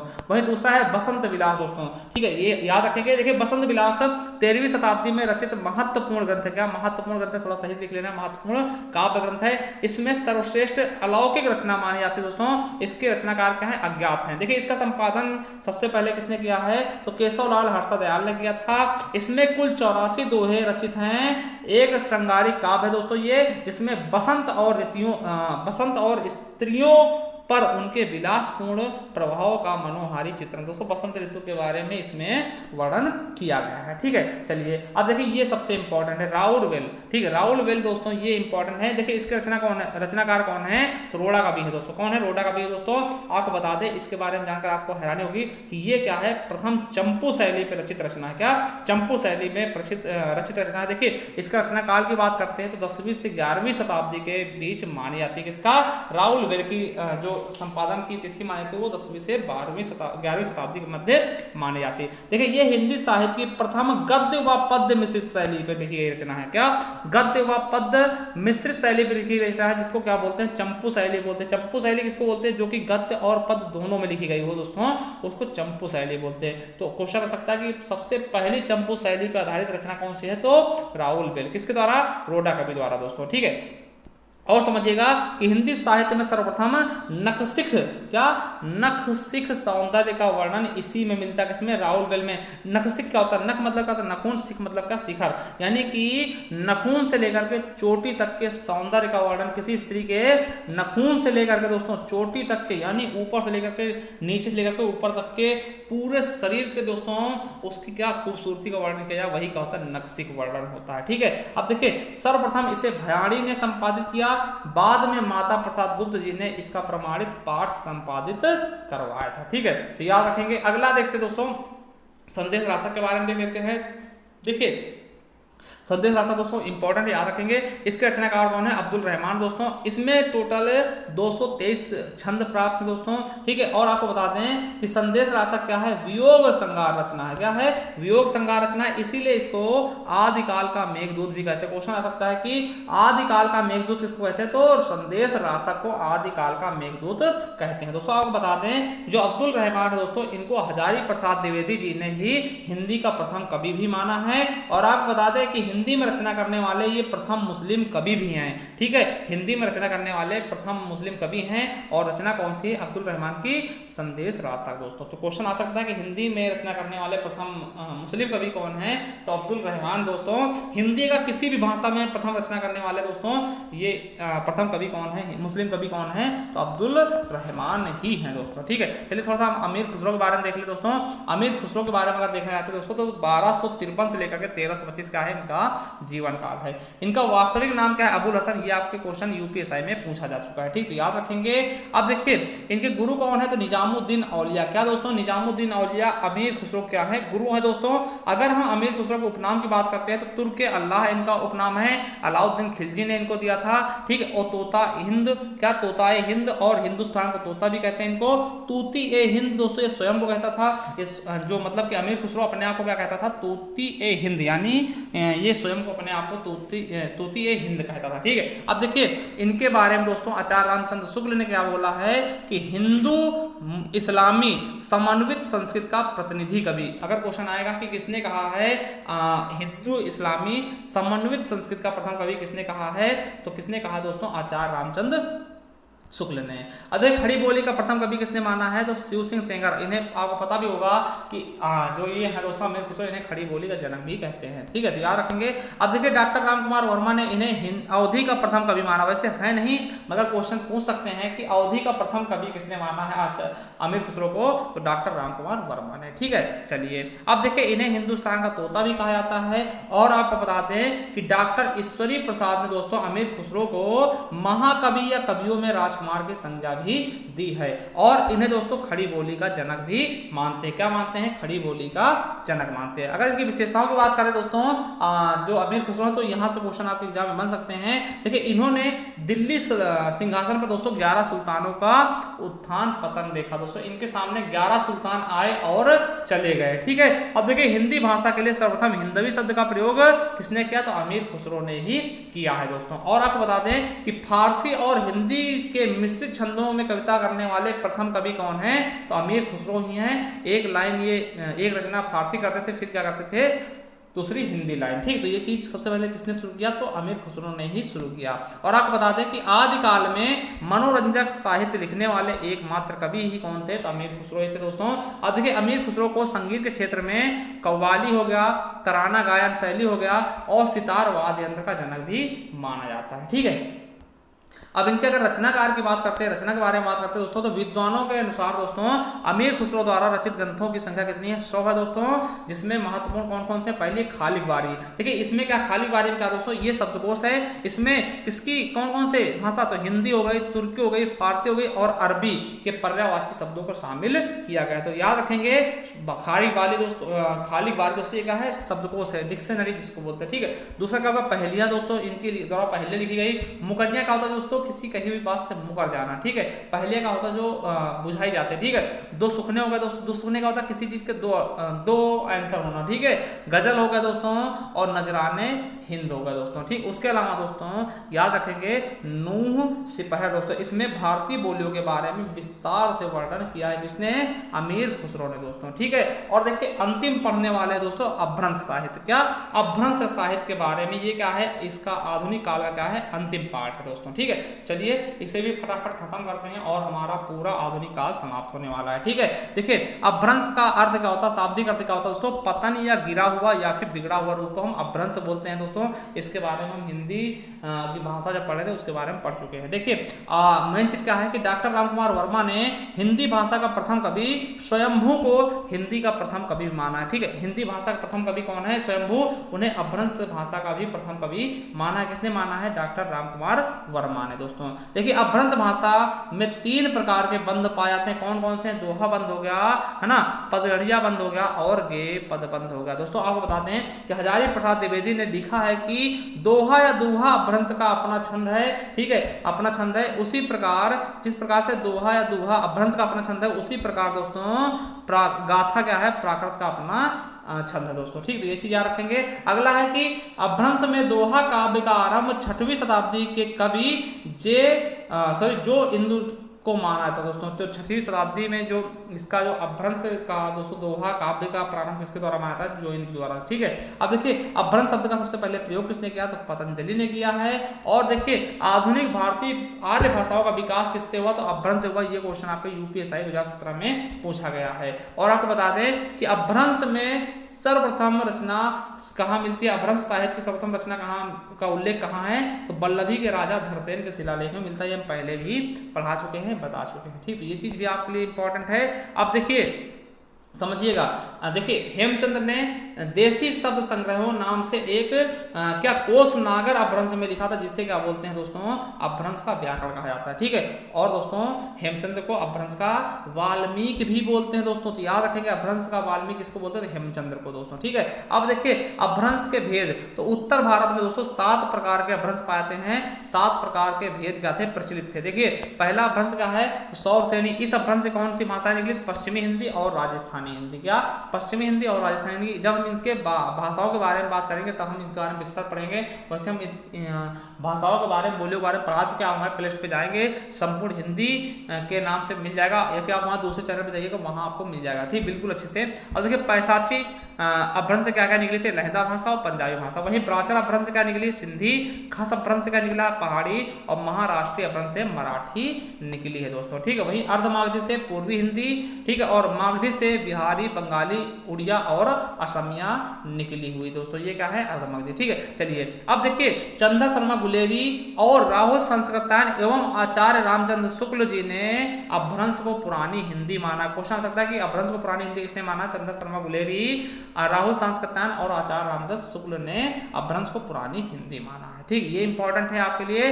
और आपको बता दें कि भोला शंकर व्यास ने हिंदी के आरंभिक काल को अपभ्रंश को अवहट नाम दिया। ठीक है, तो याद रखेंगे भोला शंकर व्यास ने हिंदी के आरंभिक रूप को दोस्तों अवहट नाम दिया, यानी कि अपभ्रंश को अवहट किसने कहा, तो भोला शंकर व्यास ने। और दोस्तों आपको बताते हैं कि हजारी प्रसाद द्विवेदी व रामविलास शर्मा ने अपभ्रंश को हिंदी से अलग मानते हैं। और डॉक्टर धीरेन्द्र वर्मा ने आदिकाल को अपभ्रंश काल कहा था, ये हम पहले बता चुके हैं। ठीक है, और अपभ्रंश भाषा के प्रथम व्याकरणाचार्य कौन है, तो हेमचंद्र है दोस्तों।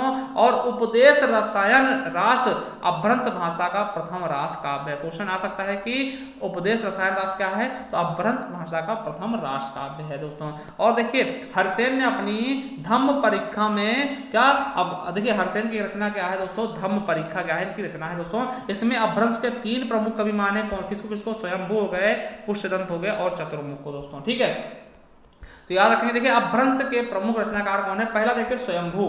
देखिए स्वयंभू का मतलब होता है जो स्वयं से उत्पन्न हुआ हो, तो ये हो गया आपका वन वर्ड सब्स्टिट्यूशन में एक आर्थी शब्द है ना। अब देखिए इसके बारे में देखते हैं। तो डॉक्टर देखिए स्वयंभू के बारे में अगर हम देखना चाहते हैं तो आपको बताते हैं कि डॉक्टर रामकुमार वर्मा ने अपभ्रंश भाषा का प्रथम कवि स्वयंभू को ही माना है, जो कि हिंदी भाषा के भी प्रथम कवि है दोस्तों। ठीक है, तो याद रखेंगे।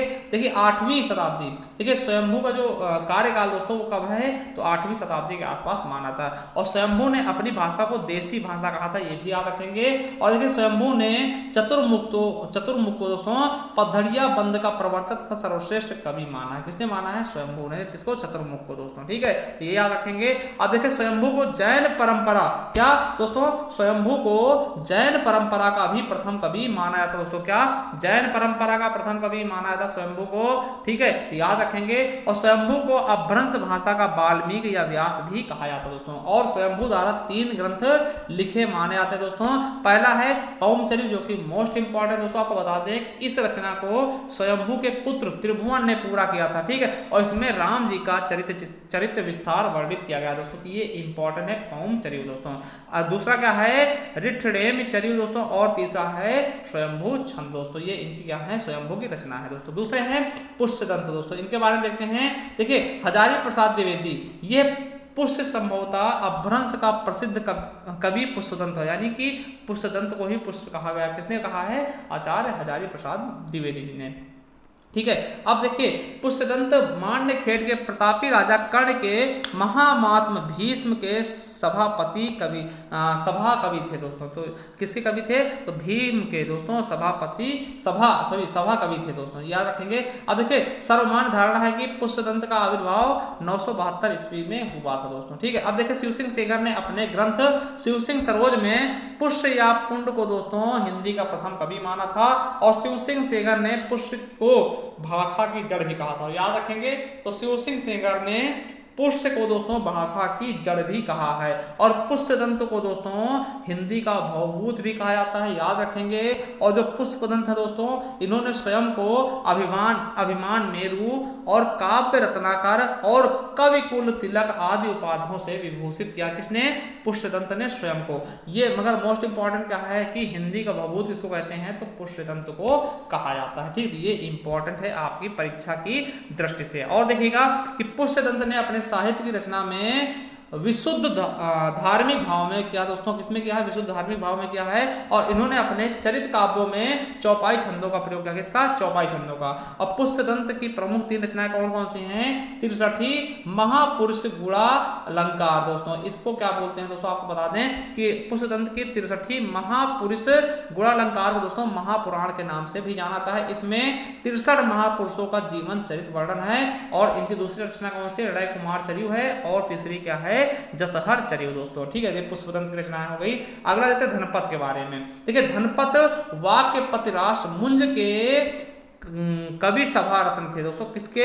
वाक्य पतिराज मुंज के कवि सभा रत्न थे दोस्तों। इन्होंने मुंज ने सरस्वती उपाधि दी थी। और इनको दोस्तों जो मुंज थे दोस्तों, इन्होंने सरस्वती की उपाधि भी दी थी। आपको बता दें कि अपभ्रंश के तीसरे प्रमुख कवि धनपाल ने कौन सी रचना की? भविष्यति कहा नाम की रचना की थी दोस्तों। तो याद रखेंगे दोस्तों कि भविष्यति कहा किसकी रचना है? तो धनपाल जी की है। आपको बता दें कि इनकी रचना भविष्यत कहा, ठीक है, भविष्यत कहा, इसको क्या बोलते हैं? भविष्य दत्त कथा को अपभ्रंश का पहला प्रबंध काव्य बोलते हैं दोस्तों। क्वेश्चन था कि अपभ्रंश का पहला प्रबंध काव्य कौन सा? तो भविष्यत कहा दोस्तों, ठीक है। तो ये यहाँ तक कंप्लीट हो गया।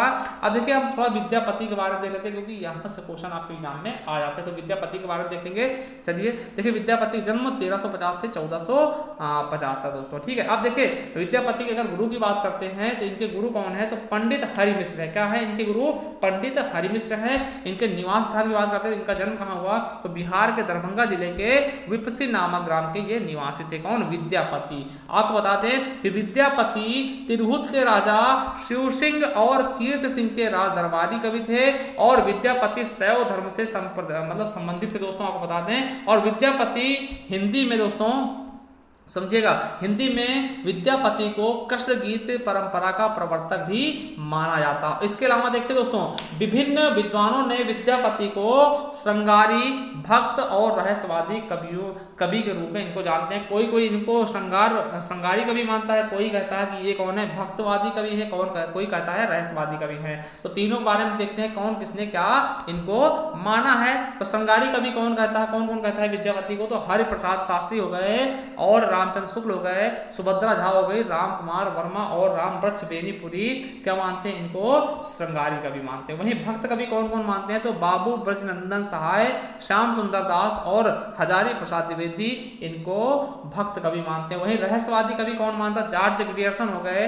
नगेंद्र नाथ गुप्त हो गए, जनार्दन मिश्र इनको रहस्यवादी कवि मानते हैं। इनके उपनाम की बात करते हैं दोस्तों, बहुत सारे उपनाम हैं। जैसे बच्चन सिंह ने विद्यापति को जाति कवि कहा। क्वेश्चन आ सकता है कि विद्यापति को जाति कवि किसने कहा, तो बच्चन सिंह ने कहा, या फिर पूछ सकते हैं जाति कवि किसको कहा था, विद्यापति को दोस्तों। ठीक है, और देखिए महामहोपाध्याय, क्या महामहोपाध्याय हरिप्रसाद शास्त्री ने विद्यापति को पंचदेवोपासक को स्वीकार किया। क्वेश्चन आ सकता है कि हरिप्रसाद शास्त्री ने विद्यापति को क्या स्वीकार किया, तो पंचदेवोपासक दोस्तों। ठीक है, तो ये चीज याद रखेंगे, पंचदेवोपासक। ठीक है, अगला है सूर्यकांत त्रिपाठी निराला ने जो इनकी विद्यापति की पदावली दोस्तों, इसकी जो श्रृंगारिक पदों को मादकता को, जो श्रृंगारिक पदों की मादकता थी दोस्तों, उसको नागिन की लहर कही है दोस्तों। ठीक है, वही बात करते हैं हजारी प्रसाद द्विवेदी ने विद्यापति को श्रृंगार रस के सिद्ध काव्य कवि कहा। क्या बोला है कि ये श्रृंगार रस के सिद्ध काव्य कवि है दोस्तों। किसने कहा है, हजारी प्रसाद द्विवेदी ने। और आपको बता दें कि मैथिली में सर्वोपरि होने के कारण इन्हें मैथिल कोकिल कहा जाता है दोस्तों। ये मोस्ट से भी मोस्ट इंपॉर्टेंट है। उसके अलावा दोस्तों विद्यापति के प्रशंसकों ने इन्हें कई उपाधियों से विभूषित किया, जैसे कि इनके और अन्य नेम क्या है, अभिनव जयदेव जो कि बहुत इंपॉर्टेंट है,